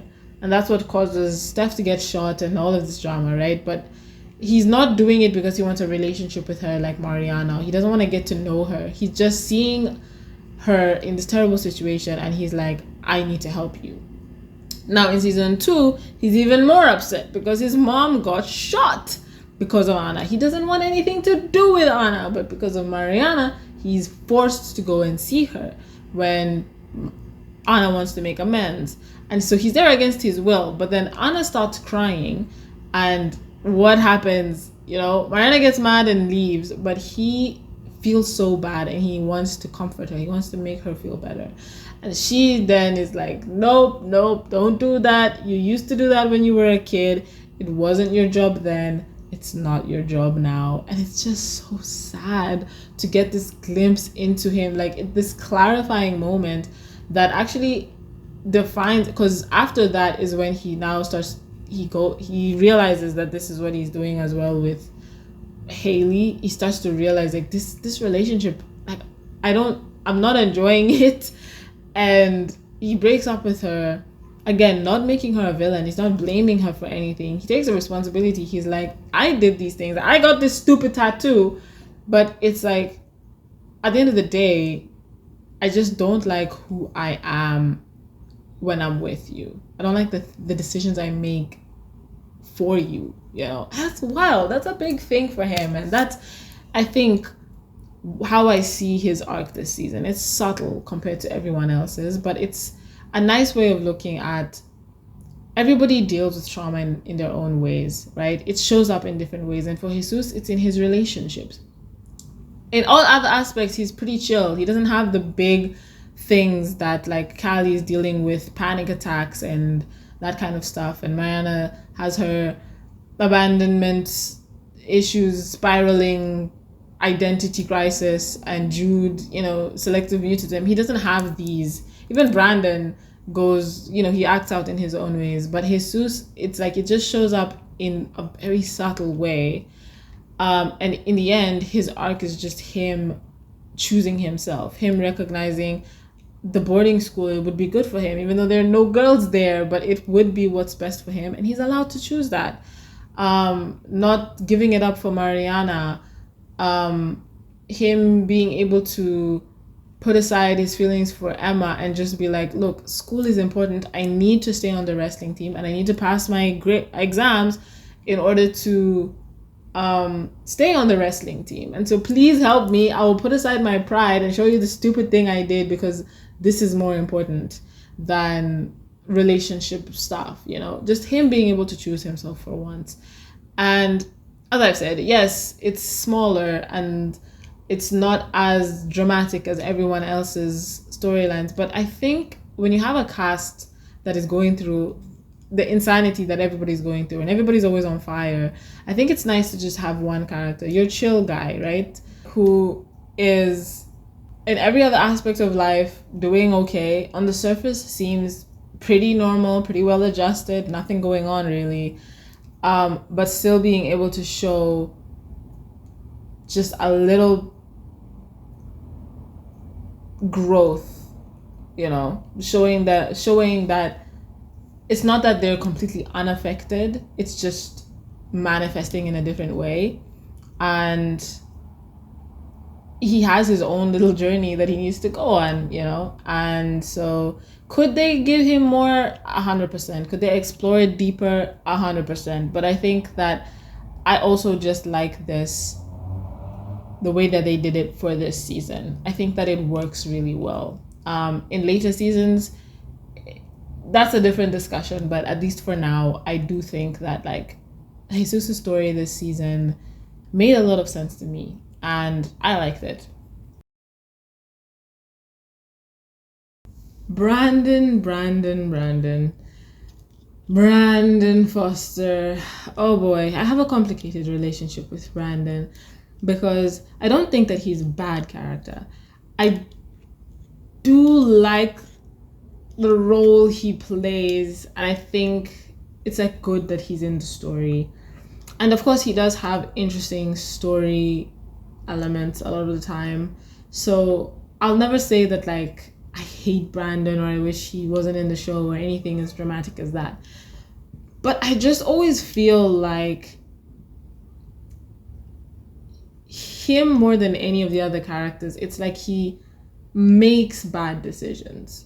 With Kali and with Mariana, even with Jesus a little bit, like maybe it's because we know the context, we understand, like the show has told us the backstory and we know where their mind is at, and that it almost can feel like they can't help themselves, you know. This is just a result of their history, their past trauma and all these kind of things, like that it was kind of inevitable that they would make these decisions, or maybe it's just more understandable. But with Brandon, it feels more frustrating when he does things. It feels almost like he's just being stupid as opposed to he made a mistake like the others. It just feels like, you know better. Like, why did you do that? I'm always just kind of left with why are you behaving this way kind of feeling. And so this season, it's a lot of the same. I just feel like he makes a mistake, right? He sleeps with Danny. That's his big thing that he's dealing with, grappling with the guilt for so much of the season. And it's like, okay, he's made this huge mistake. Then he's hiding it and he's trying to cover it up and all these things. It's just like, it feels like such a repetition. And it doesn't make me understand him more as a character. Doesn't make me see him differently. It doesn't explain, you know, like more about him.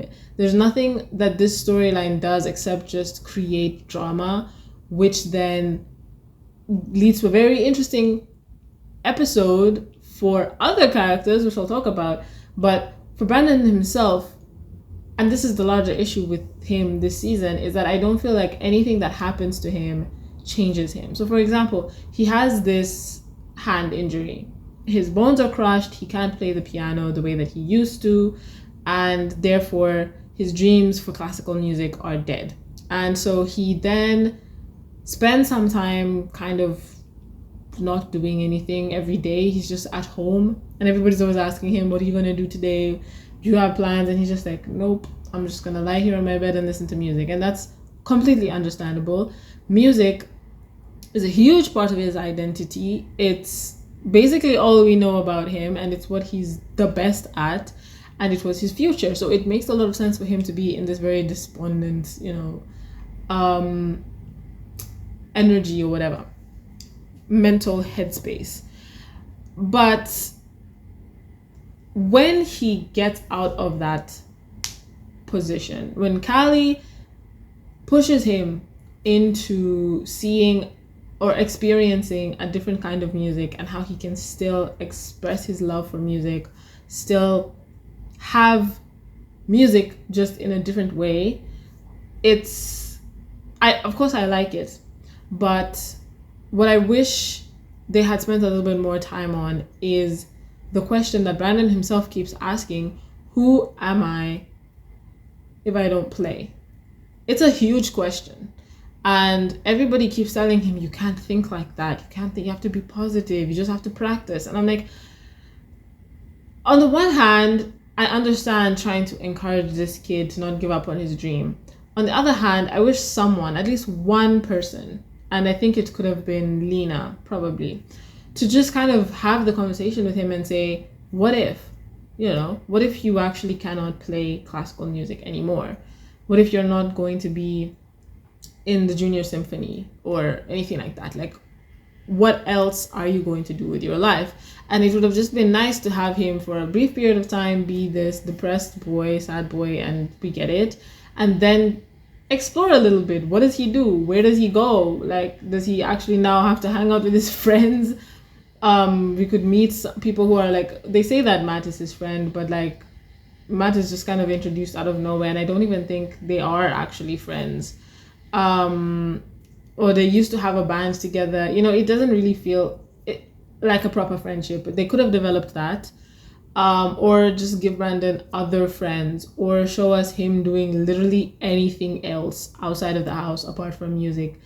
Even if it's like something that he doesn't really get into that much, but just something, like show me who Brandon is as a person.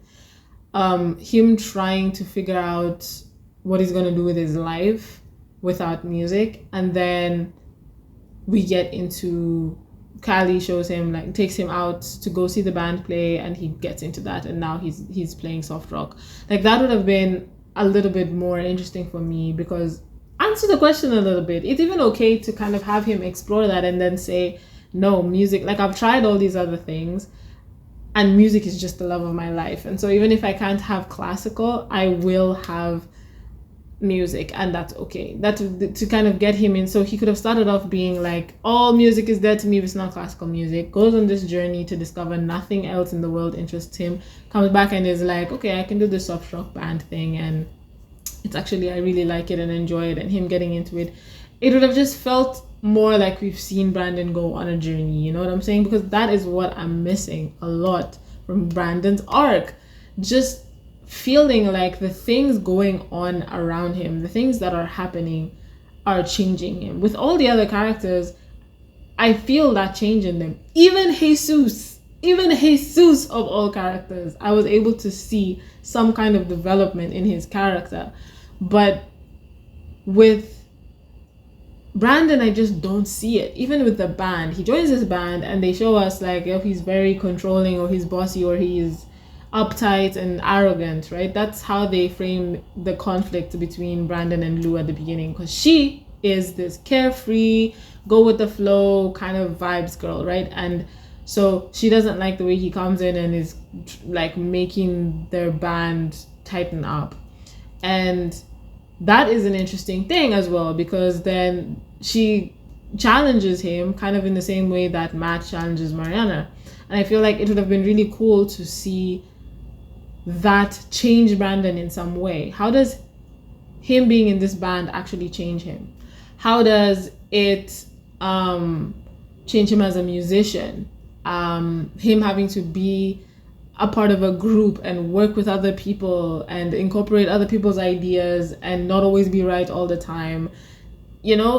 Changing his style, how he plays, and working on a crowd, stuff like that. Like, to just kind of see him grow in some way, in some aspect, because we don't see any actual way in which this experience of being in a band and even like going on tour, like how is he different from when he was playing classical music? It still feels the same, and in that way I even don't really feel that excitement of going on tour would be so awesome for Brandon, because it's like he going on tour as an abstract concept, I understand would be fun. When you talk about you're away all summer with your friends and you're playing music, different places, you're getting to see the country, like that of course would be awesome. That's something that I can understand in theory. But when you talk about Brandon specifically, like it would be awesome for anyone, you know. So when we're talking about Brandon specifically, why does this matter to him? You know, like when we then introduce the option for him to get back into classical music, I don't feel the tension. I don't feel him genuinely being pulled in two directions. Should I go on tour or should I go back to classical music? Because of course he's going to go back to classical music. He is a classical music player. He's still the same as he was at the beginning of the season, at the end of season 1. He's still the same player. He's still the same musician. He still has the same mindset. Like, I've not seen him change at all. So there's no question in my mind which he should do or what he's going to do. It's very obvious, you know what I mean? So that's kind of like the first main issue that I have with Brandon's character, where it's even his relationship with Lou. I've never really liked it, because Lou as a character, as I've said, she's just this free-spirited person, and the entire time they're together, it just feels like Brandon is constantly trying to rein her in and control her and make her more responsible and this kind of stuff. And it's like, it's fine to say that they're both on the extreme, and he's very uptight and she's too loose, and so they kind of it would have made everything much more entertaining to see how them being together kind of brings them both towards the center, where Brandon becomes a little bit more fun and free, and she starts to recognize, you know, okay, maybe I do need to be a little bit more responsible if I'm going to actually make this music thing work. I have to take it seriously and stuff like that. Like, that would have been much better than what we actually get, which to me just always feels like Brandon constantly trying to control her and not even really understanding or liking who she is as a person. It's more of just like, she's fun to be around, but actually as an actual partner, like it's not a good match. So I've never really liked it. Because later on he gets another girlfriend who is kind of similar in a more tame way. She's the same free-spirited kind of thing, but in a more compatible way with Brandon.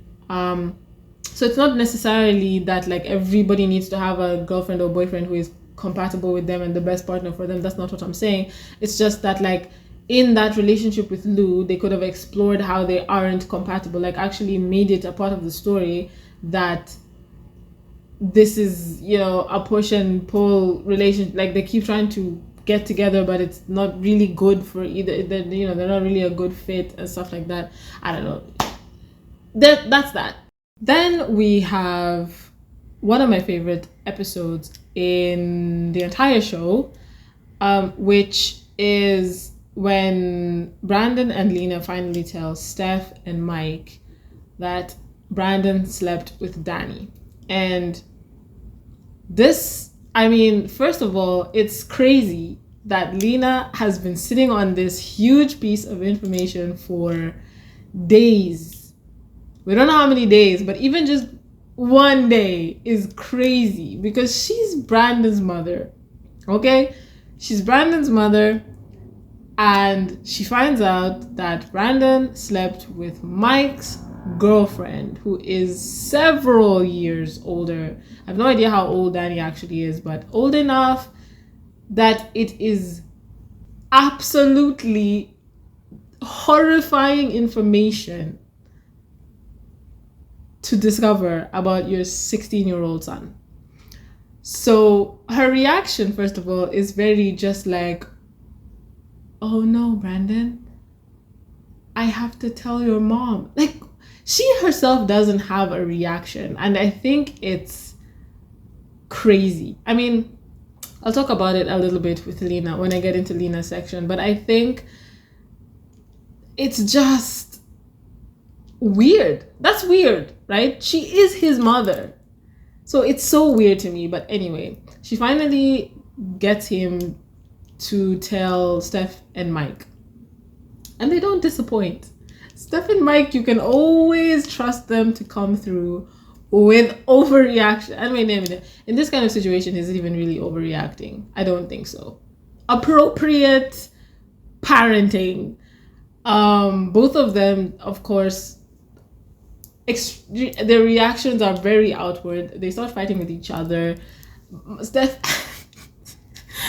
when Brandon told Lena, and he was like, please don't tell mom, like she'll kill Danny. And it's just like, you know for a fact this is true. She, like, if Stef had her way, like if Danny was in the room, if this somehow all came out like when Danny was there, hands, like she would have been dead for real, right? So the reaction is just great. And as I've said, and I will gush about her again when I get to Stef's section, but the acting is just so good. Like you feel both Mike and Stef's panic, their complete horror, their anger, their sadness. Like you feel it, and you feel the journey, and you understand, like even when they're getting at each other, and then later by the end they come together and they have a more quiet conversation and get on the same page. Like it's such a good contained episode because Lena made sure that all of them agreed not to leave the house. So it all has to happen. There's no cutting away to, oh yeah, we had that conversation, now here are the consequences. We see it all play out.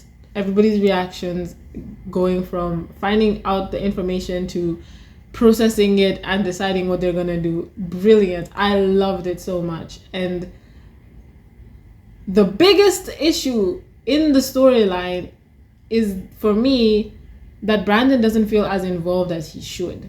This is his plot line. It is central to like the guilt and everything that he's been feeling is coming out in this episode. And it just, he has the moment where he tells them, which is good. But one thing I will say is that I'm never coming for the actor. I don't think that he does a bad job. As I said, I won't say Brandon is a bad character. It's just that he doesn't get enough. Like he tells them, this is what happened. Really good. You feel the 16-year-old's terror at telling his parents this. And then he gets upset because they start fighting with each other and he leaves. Then we what makes this episode good is Stef and Mike primarily. And then we just kind of get them both going to talk to Brandon for very short periods of time. It just kind of feels like he's a side character in this plot, which is like, I don't feel like the resolution to this big thing that happened should focus mostly on Stef and Mike, you know? Like, of course they have to be a big part of it, but the heavy focus being on them and Brandon just kind of being something that they talk about, I don't know, you know? It just feels odd. Like he could have not been in this episode. Like they have him tell them at the beginning, and then the entire episode is just like Mike and Stef sorting out what their feelings with, and Lena guiding them through it like the guru that she is. I feel like the episode would have still been as strong. Not to take away from the performance again. Like when Brandon actually has to, when Stef goes to tell Brandon that they need to press charges and he's like, this is completely humiliating, I don't want to do that, whatever. Like, it's a good scene, but it's just not as, like, I'm not feeling like I'm understanding Brandon anymore than I did before it happened. Again, this is, I feel like I'm repeating myself, but it's just, it is the issue. Like, with Stef and Mike, we're seeing their dynamic. We even get, like, Stef has a conversation with Lena where Lena tells her that the only person that Stef is harder on in the world than Mike is herself. And it gives us this whole, we're learning more about Stef in this moment, about how she deals, like, you know, she puts so much pressure on herself and Mike, how she feels guilty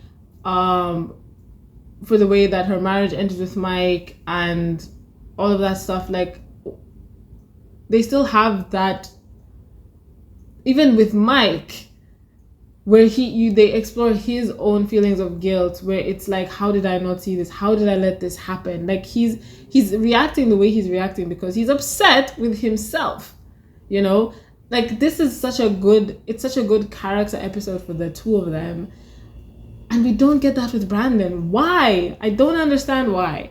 So that's just kind of, that's in a nutshell, that is my issue with Brandon. There's so much potential for his character, because even so, I will give a little bit of credit. I've talked about it already. I won't go too much into it again with how he handles when Kylie kisses him, because we know that he would completely burn the world down for Kylie in season 1, and he was ruining his life actively for Kylie in season 1. And now here we're seeing that growth a little bit. He's much more mature now. When she kisses him, he doesn't just fall back into it. He's not ready to blow everything up again. He's able to step back and actually see that this is a toxic dynamic. Like Kylie only comes to him when nothing is going right for her and everything is up in arms, and that's when she's like comes to look for him for comfort and stuff, like to lean on him, right? And the what could have made that just so much more interesting is to explore how that mirrors his relationship with his dad, because they do bring it up that his dad kind of does the same thing, that he only really looks for Brandon, wants to spend a lot of time with Brandon when he doesn't have anything else going on in his life, when he doesn't have anyone else that he's saving. And it's like, this could have been so interesting, because that could be learned behavior. That Brandon, the way he is with his girlfriends, the way he's constantly having a girl in his life that he's trying to fix or save or take care of, you know, that's learned behavior from his dad. And then at the same time, he hates that feeling of only being someone's fallback or like consolation prize, and so he throws himself 100% into relationships to make sure, like he wants that all-consuming love, because he doesn't feel that from his dad, right? That could have been so interesting. And I'm not saying that every character needs to have some kind of trauma in their past or something like that in order for their character to be interesting. That's not what I'm saying, but the elements are there. The show has already explained to us this is the relationship he has with his dad. And so like if they just explored that a little more instead of just a throwaway line, and actually showing us how does this affect Brandon. All I really want is to understand Brandon as a person, is to delve deeper into him, explore, like put him in different situations and show us how that changes him, how he grows. Because as I said, he feels the same at the end of season 2 as he did at the end of season 1. It just doesn't feel like I've seen any growth or that he's gone through anything. Like, you know what I mean? Even this journey with his hand, it's like he just basically needed to give it time and it came back. And through that process, again, he didn't learn anything about himself. I'm gonna stop repeating myself. You guys understand what I'm saying. That's my complicated relationship with Brandon. I like him. I like all the elements, but they just don't put it together well enough for me. And I really wish they did. But at least this season, I feel like he's the weakest character.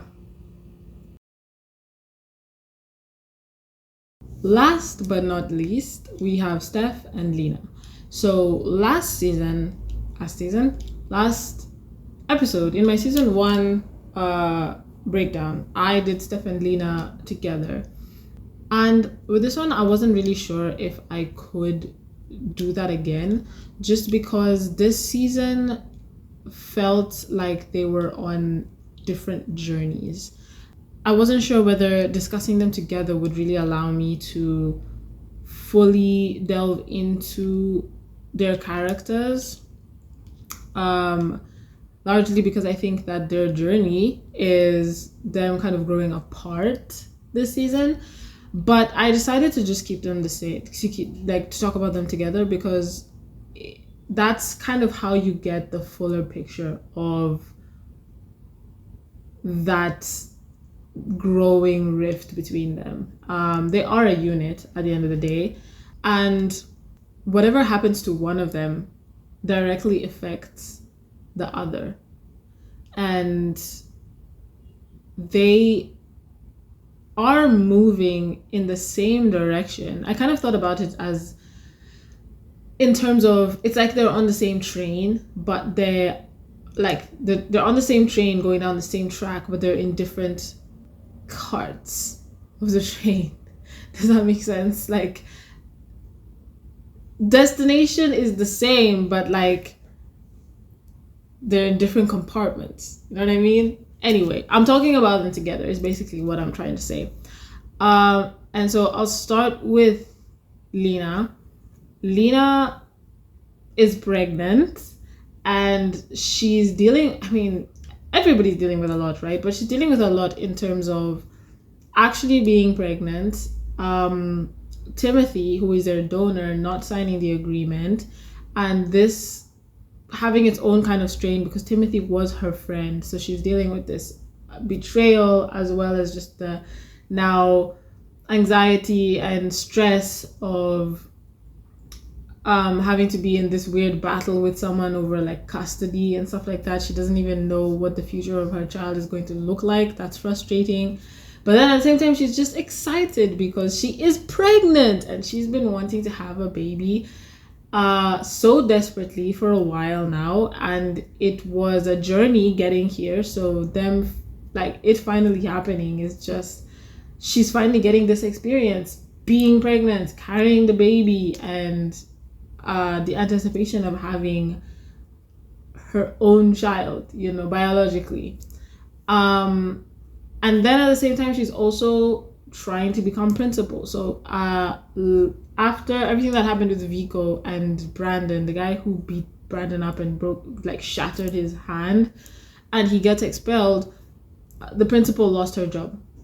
So now there's an opening, and Lena, who is the deputy principal, now wants to become principal. She wants that promotion, and so she has to go through that entire process and add on even more stress the fact that Timothy is the teacher's representative on the committee. Fun times. Then there's just the normal stress going on in their lives with their kids and birth parents and the drama that the kids always causing. Just raising children in and of itself is stressful. So like I said, like, a lot is happening. And then same thing with Steph, where she's carrying this huge amount of anxiety because she didn't want this baby, if we'll remember. Like, she wasn't excited about it. She didn't want Lena to get pregnant. But when they got confirmation that Lena is pregnant, of course, Steph fell in love with this unborn child because, you know, Steph is a mama bear and she loves her babies, and this is Lena's baby. So of course she's just going to be absolutely excited about this, right? So she is, but it doesn't erase the feelings that she was having before she found out that Lena was pregnant. Like, the actual anxiety that she would get just thinking about Lena being pregnant and bringing a baby into their lives is not gone, because they have insane amounts going on. As I said, just raising these 5 children, even if they were not problematic teenagers, which they are, is already a lot. But then they also have so much now going on because Kylie is not adoptable, and now there's this birth father in the mix, and whoever knows what is constantly going on with Mariana, and Anna is in and out of their lives, and Mike, you know, she's worried about Mike, who may or may not have killed Anna. Like, you know, Brandon is going through his own depression because he can't play and his hand is shattered. He's going he has this physical injury that he needs to recover from, and then also the mental stuff that comes with it. And then you find out that he's dating Danny, he slept with Danny. Like, there's always something, right? And then Steph, we find out in the Christmas episode.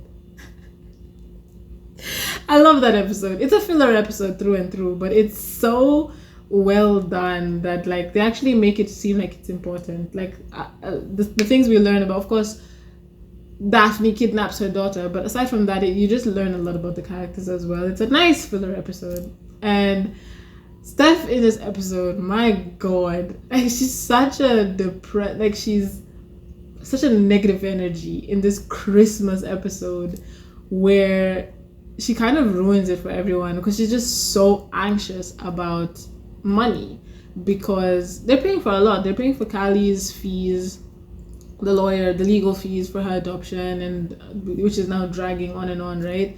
And then they just have to feed a household full of people.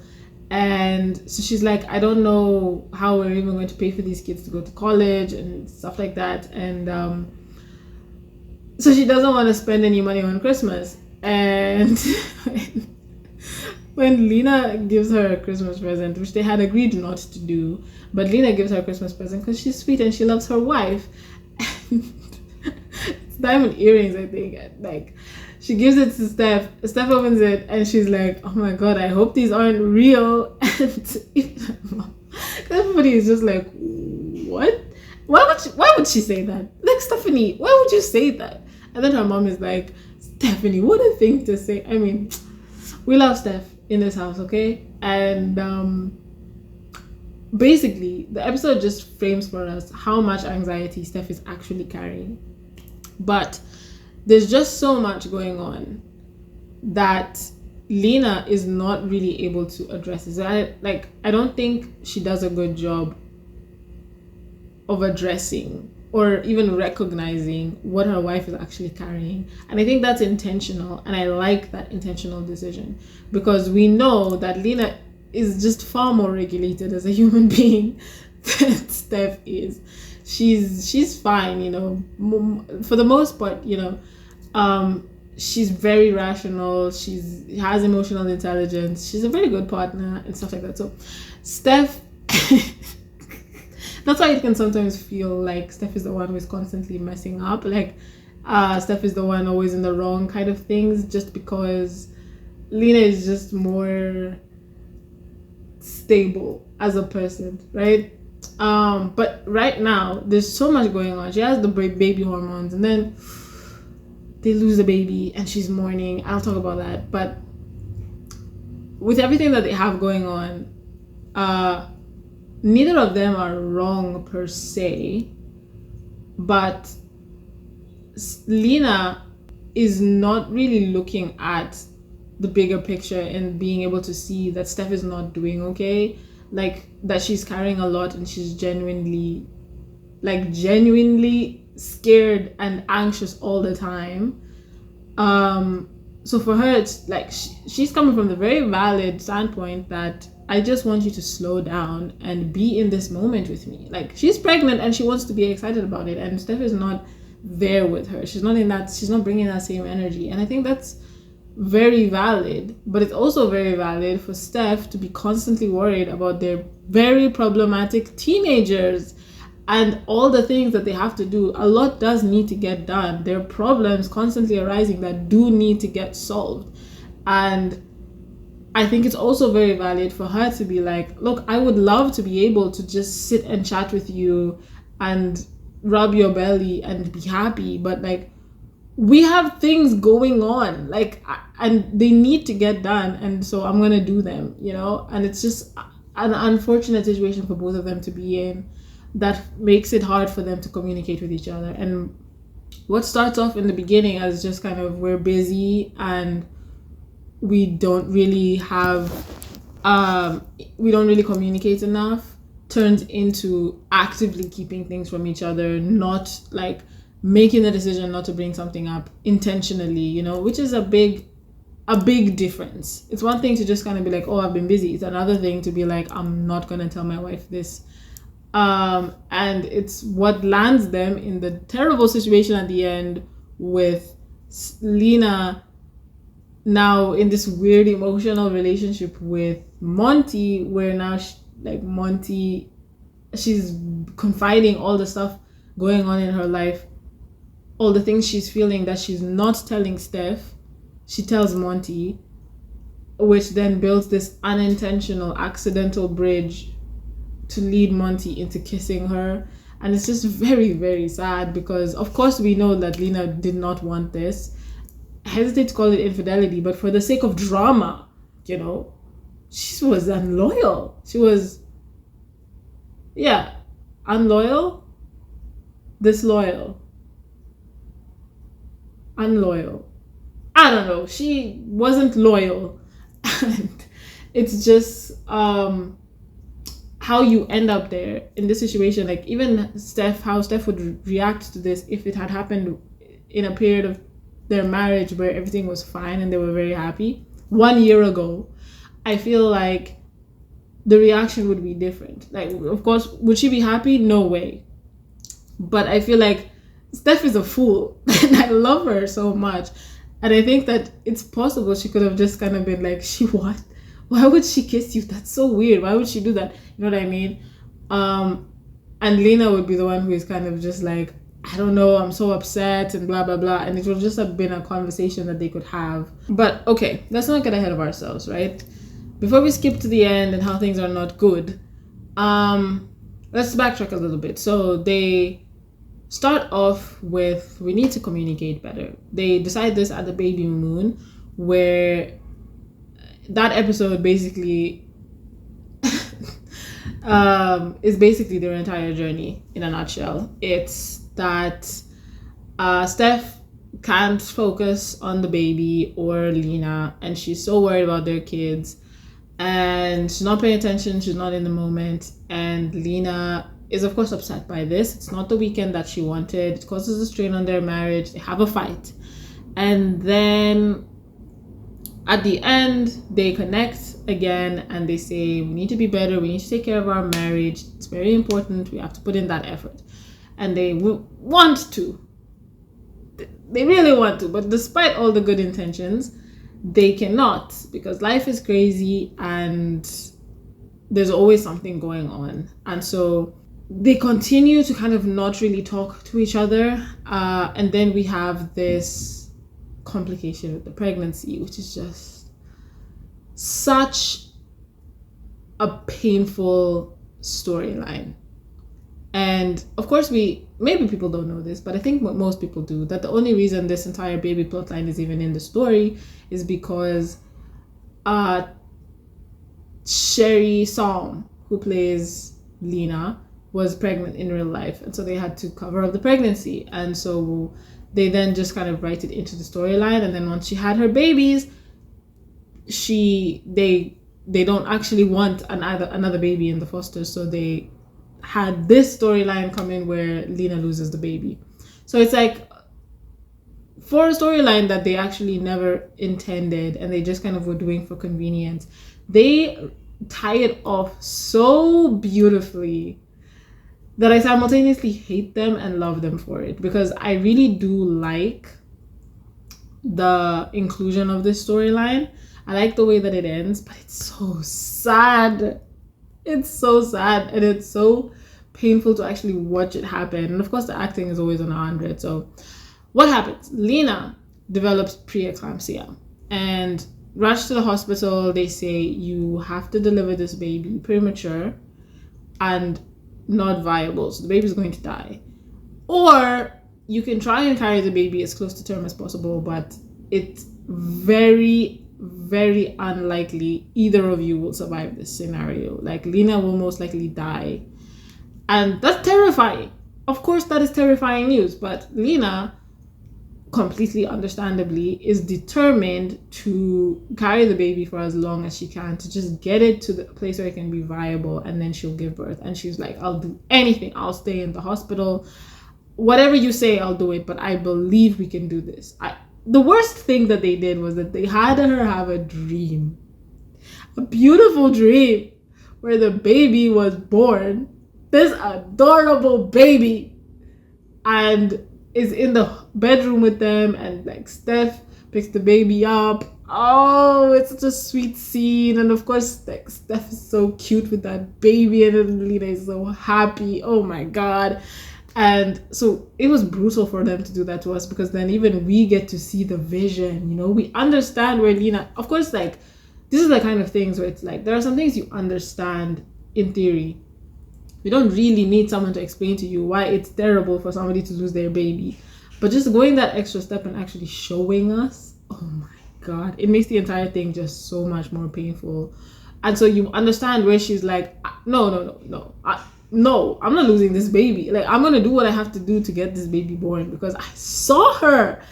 And then you have Stef on the other hand, who is just so defeated. It's like, what I really like in this episode, I mean, I say in this episode as if it's not what I like about every episode, is just Teri Polo's acting, for heaven's sake. I don't know what to tell you guys. She's my favorite character in this show because of Teri Polo's acting. Like, she plays the strength and the vulnerability like beautifully.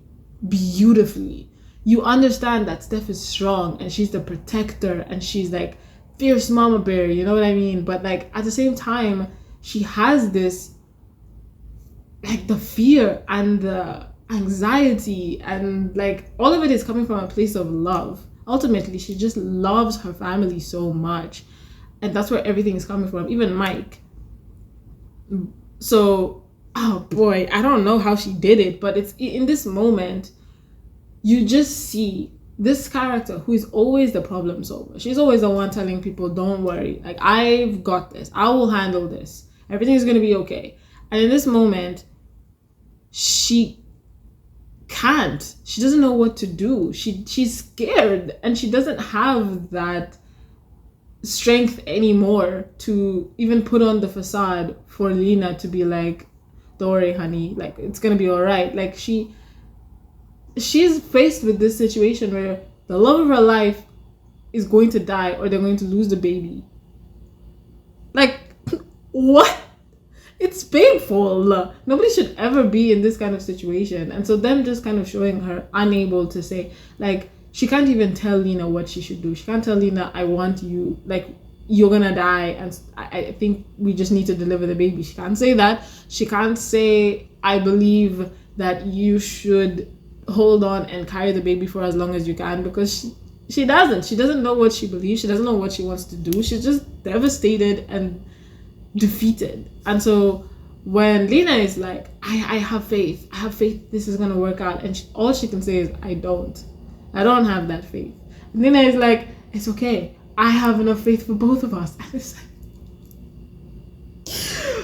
I'm so sorry for both of you. I like, oh boy. And then when Lena's mom shows up and Stef is in the middle of telling the kids, so she's trying to be the mother, she's trying to be the adult in this situation, despite how she absolutely doesn't feel like it, but you can't go out there and just be broken in front of your kids. So she's trying her best, right, to be in this moment and make them think that things are going to be okay. And then Lena's mom shows up, and you just see this, she portrays this universal feeling when an adult arrives, despite the fact that she's, you know, a mother herself, she's a cop, you know, a full adult. But it's like, no matter how old you are, when your mom walks in, like, you feel like an adult has arrived, you know what I mean? Like, it's just the way she just collapsed, like, she falls into Lena's mom, and just that's when she allows herself to now just like break and let someone else be in charge. It's such a good moment, and Lena's mom is the perfect character for that, because Stef's own mother is not exactly the most in control person, you know, like when like she's a fun time and I love her a lot, but like Lena's mom was absolutely, of course, because it's Lena, but I think like even just having like Stef be this vulnerable with Lena's mom, not her own mom, was a really good choice, because Lena's mom does have that secure feeling, that where you're like, you know that she knows what she's doing, she's going to handle this, you can give it over to her. It's just such a good moment. And then now she comes in and goes to talk to Lena, and it's another heartbreaking moment where she has a conversation with her about what she needs to do. And it's actually a scene that I think rewired my brain as a teenager, because when Lena confesses that she wanted a child who would be biologically related to her because she's scared that if she's ever like annoying her kids too much or overbearing or whatever, that there's nothing tethering them to her because they're not actually related, and so they can just kind of turn around and be like, you're not my real mom. And that's like terrifying for her because she loves them so much, and she's like she's scared they're not gonna love her as much. And Lena's mom is like, of course they're not gonna love you as much. Like, no child loves their parent as much as the parent loves their child, because they can't. Like, your parent has to love you more in order to make the sacrifices necessary to put the child first. Guys, I can't tell you how that reframed everything for me when I was a teenager and I was watching this for the first time. Like, that, it felt so profound, because just thinking about how much I love my mom and being like, no matter how much I think I love her, she loves me more. Because like, parents have to make, it's true, parents have to make very difficult sacrifices for their kids, sacrifices of their time, their own dreams, you know, ambitions and stuff like that. It's like, and they don't see it as a sacrifice because you're doing this for your child. It's just what you do.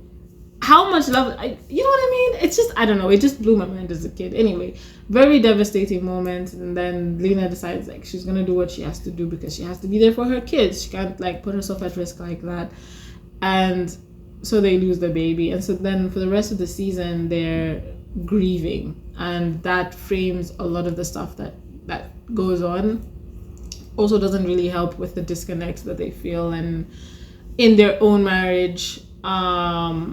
Heartbreaking is what it all was, but done really, really well. And again, Lena just does better at recognizing that she is grieving, that she needs time. Of course, she's gone sometimes in some episodes because Sherry Som had just given birth, but in the show, it's more like Steph has just taken the time. No, Lena has taken the time she needs to heal and kind of just like be okay mentally, whereas Steph is never really seen to be taking that time. And then there's the episode where she's at home alone and Steph, our dear Stephanie, she cannot sit still.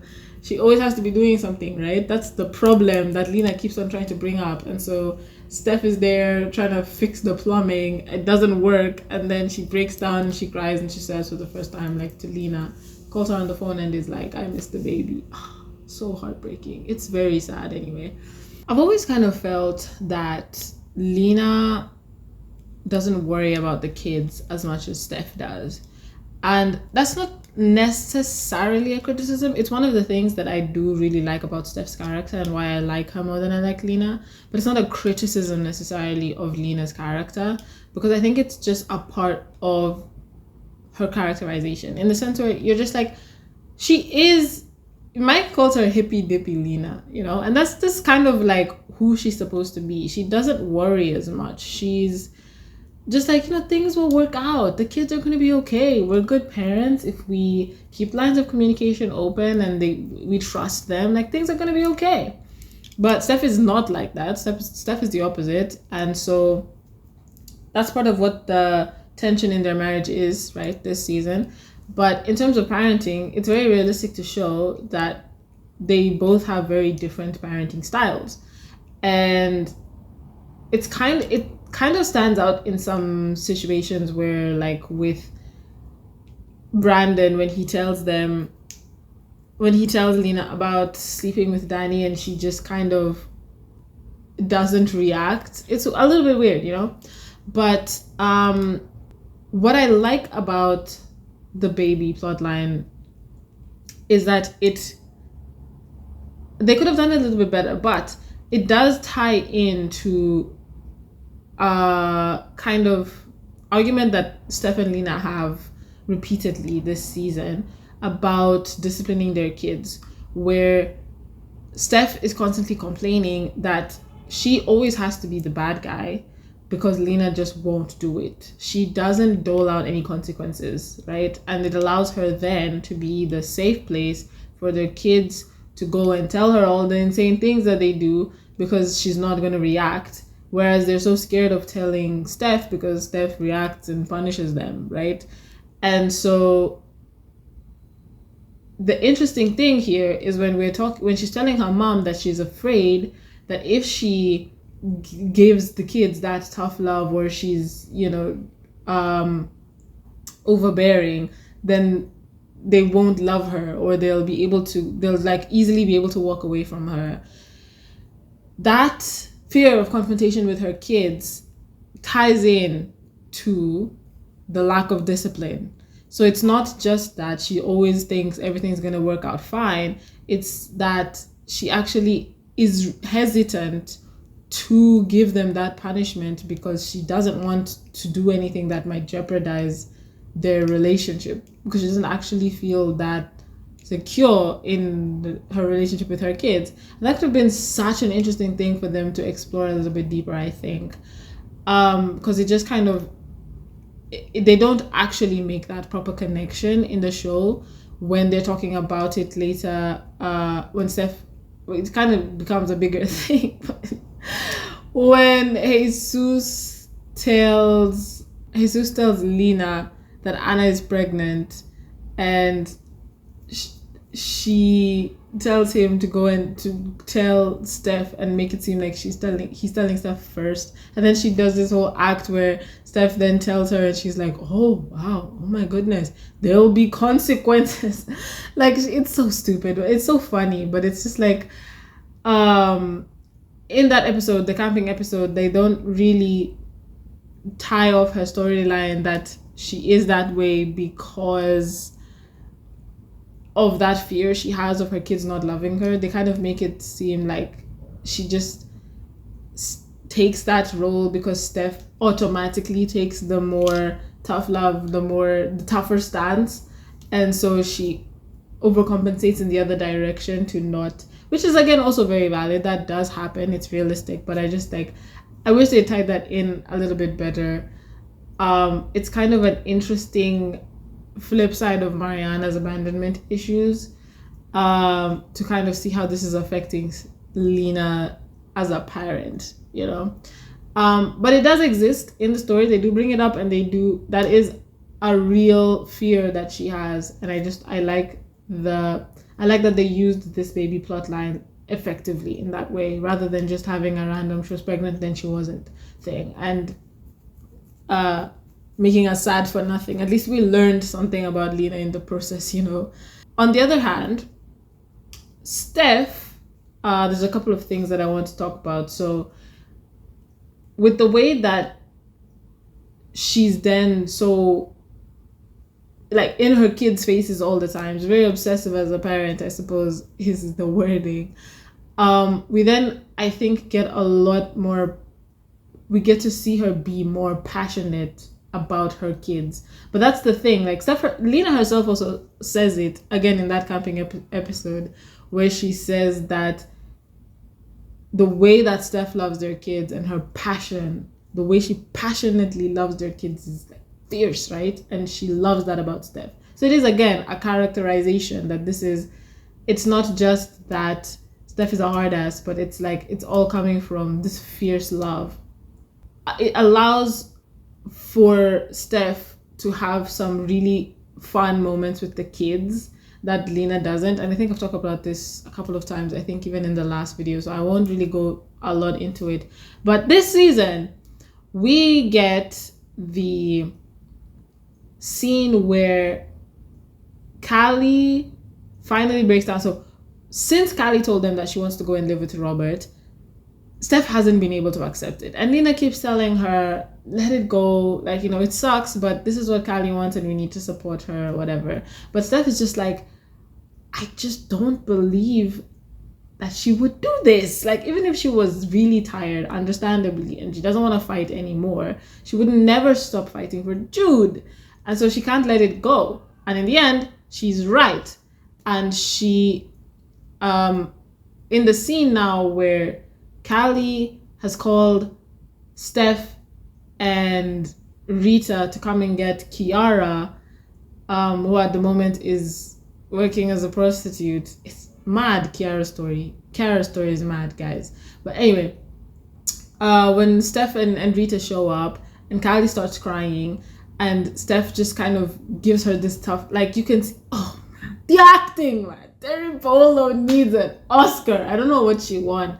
I think they did get a couple of awards, but I don't know what she won. She needed an Oscar. Where it's just this, there's panic, it's not excitement, like eagerness, because she's been knowing something is wrong and now she's like, enough, like I need you to tell me what is going on. And then Kylie starts to actually tell her and she's like, I knew there was something. Okay, tell me what it is. And like she's so desperate. It's desperation. That's what it is. It's desperation. And Kylie's just crying and she's scared, but Steph just loves her so much. And it's like, oh, the scene is so good. The scene is so good.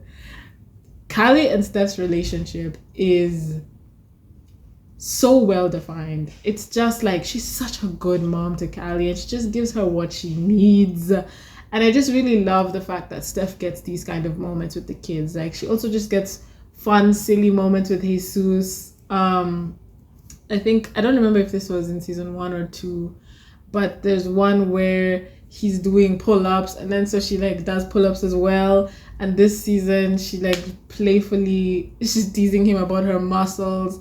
And, you know, they just have like that interesting dynamic. And then she also gets moments with Brandon, very sweet moments where they just kind of lie together in bed or they fall asleep on the couch. And it's just like so sweet, you know. We don't really get that with Lena.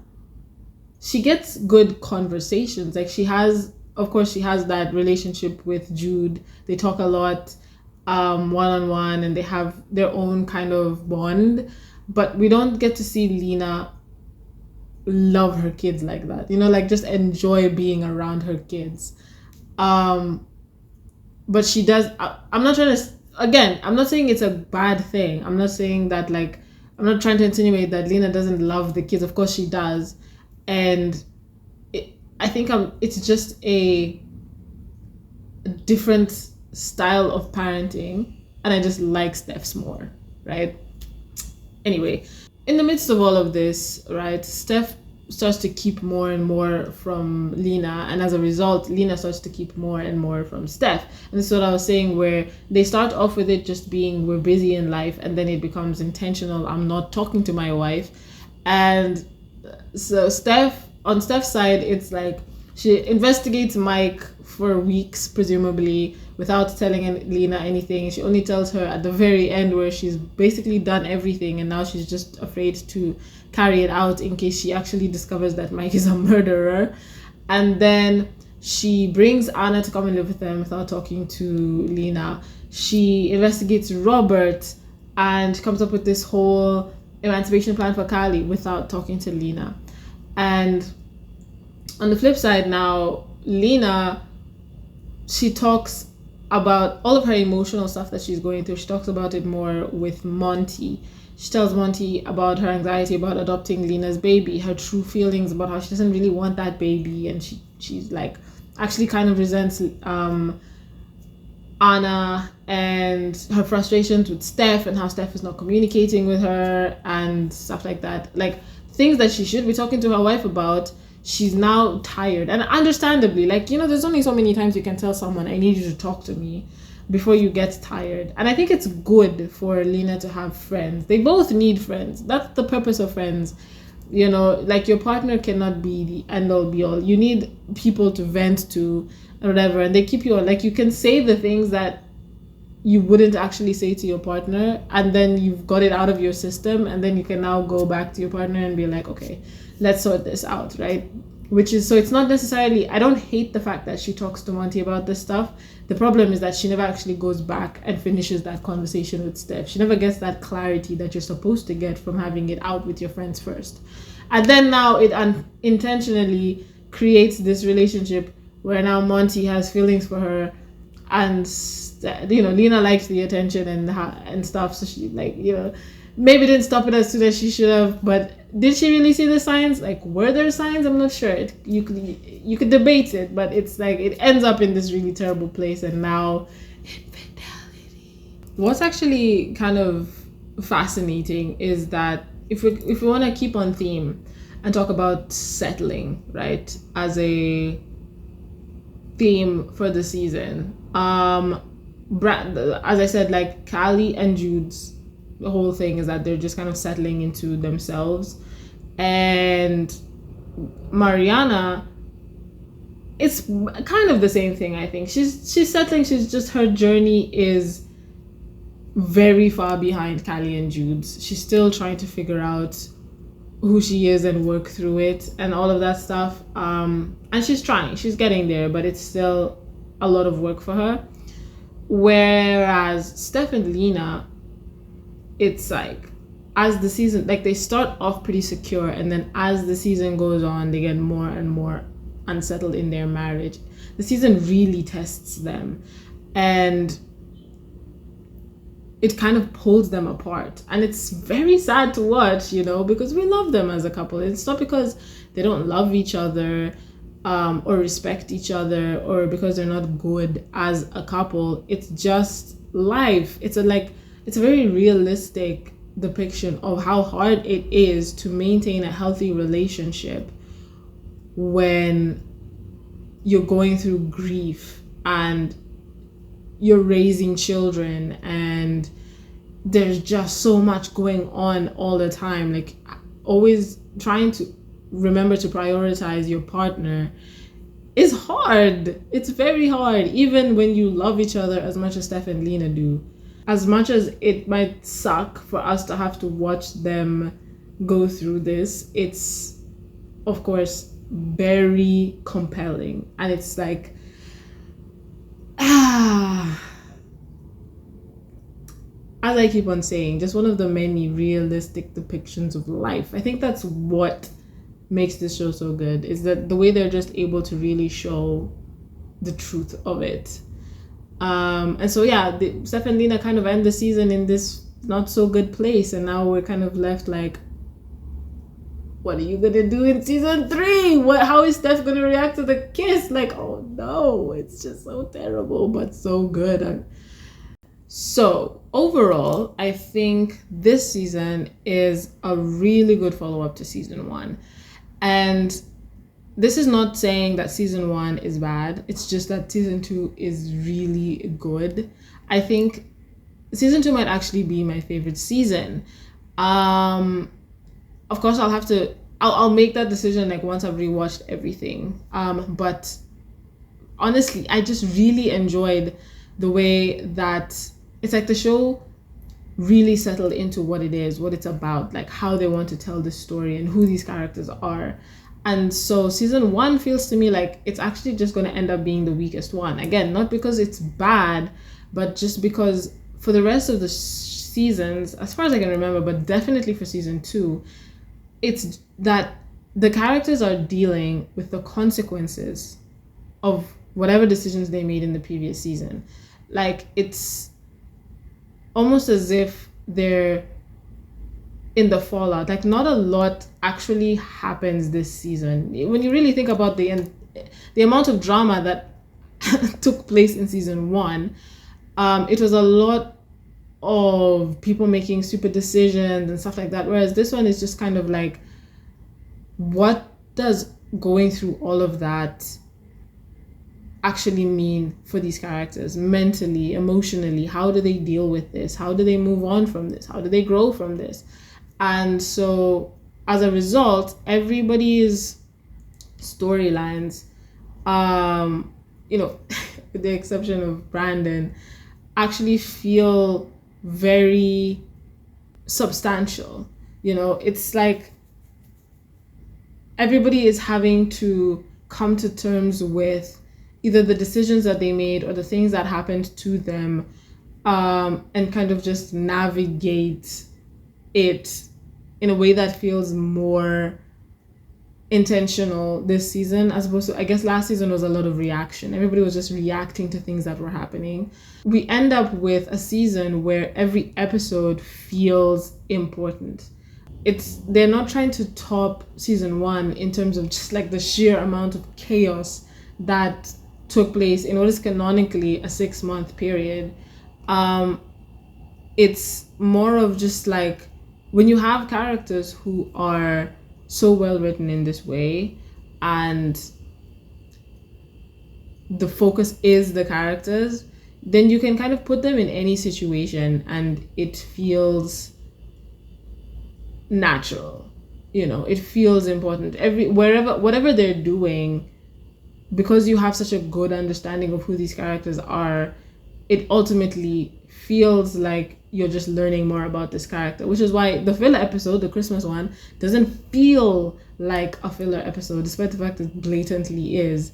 But it's just gives us more. We learn more about all of our characters. Like, we get to see just how much anxiety Steph is really dealing with. We get to see the growing rift between Steph and Lena and what it actually means. Like, not in a fight, and I mean, it does it does end in kind of a fight. Like, Lena kind of like finally blows up because she burns the food or something. I don't know. It's a funny episode, but it's just like we kind of actually get to see how their relationship is devolving. We also get to see Callie and Brandon's relationship and how they support each other, and how it's kind of also taking on this new form that is not romantic but is still close and still very much nicer. I much prefer them like that. We also get to just see like the reinforcing that Callie is a foster kid. She's still kind of on the outside of the family, and so despite the fact that it's a filler episode, it still feels important, and so by the end of the season, everybody's kind of ended up in these like very different points of life than where they started, again with the exception of Brandon, because with Jesus and Mariana, they're in a car accident. Somebody might be dead, right? But the important thing there is that they're in a car accident with Anna, who it's like, Anna, we've gotten to the point where we can trust Anna with Jesus and Mariana, and they're spending time with her, they're going places with her. Crazy. At the end of season 1, we would never have guessed that, And Steph and Lena are not in a good place. Lena is just being kissed by Monty, and what is she gonna do? How is Steph gonna react? It's not good. And then it's just like she can finally get adopted, and Jude is in a relationship with Connor and is finally like said it. Well, he's not really. I don't think he said he's gay, but he's in a relationship with Connor. It's a massive development. And then Brandon is just kind of like, might go to music camp. Like, yeah. Anyway, we love these characters, and that is what pushes. Like, every season is just good. I really think every season of this show is really good, and season 1 will probably just end up being the weakest. But season 2, genuinely a very strong season. I really love the way the show continues to break these characters down for us and grow them and deepen their relationships and let us actually see the consequences. Consequences actually matter. Like, when a character makes a decision, it will have consequences and we will see it. I love it. And all of that just sets us up really nicely for season 3. But that's a discussion for another video. I hope you guys liked this breakdown of season 2. I could honestly talk about this show forever, which I'm sure you know from the length of this video. But what I'd really like to hear is, what do people think about Brandon? As I said, I don't hate him, but I would like to know, what do people like about him? Like, do people like Brandon? Is that like is it just me who thinks that his character is just kind of the weakest? I don't know. Let me know in the comments, and I'll see you in another video. Adios.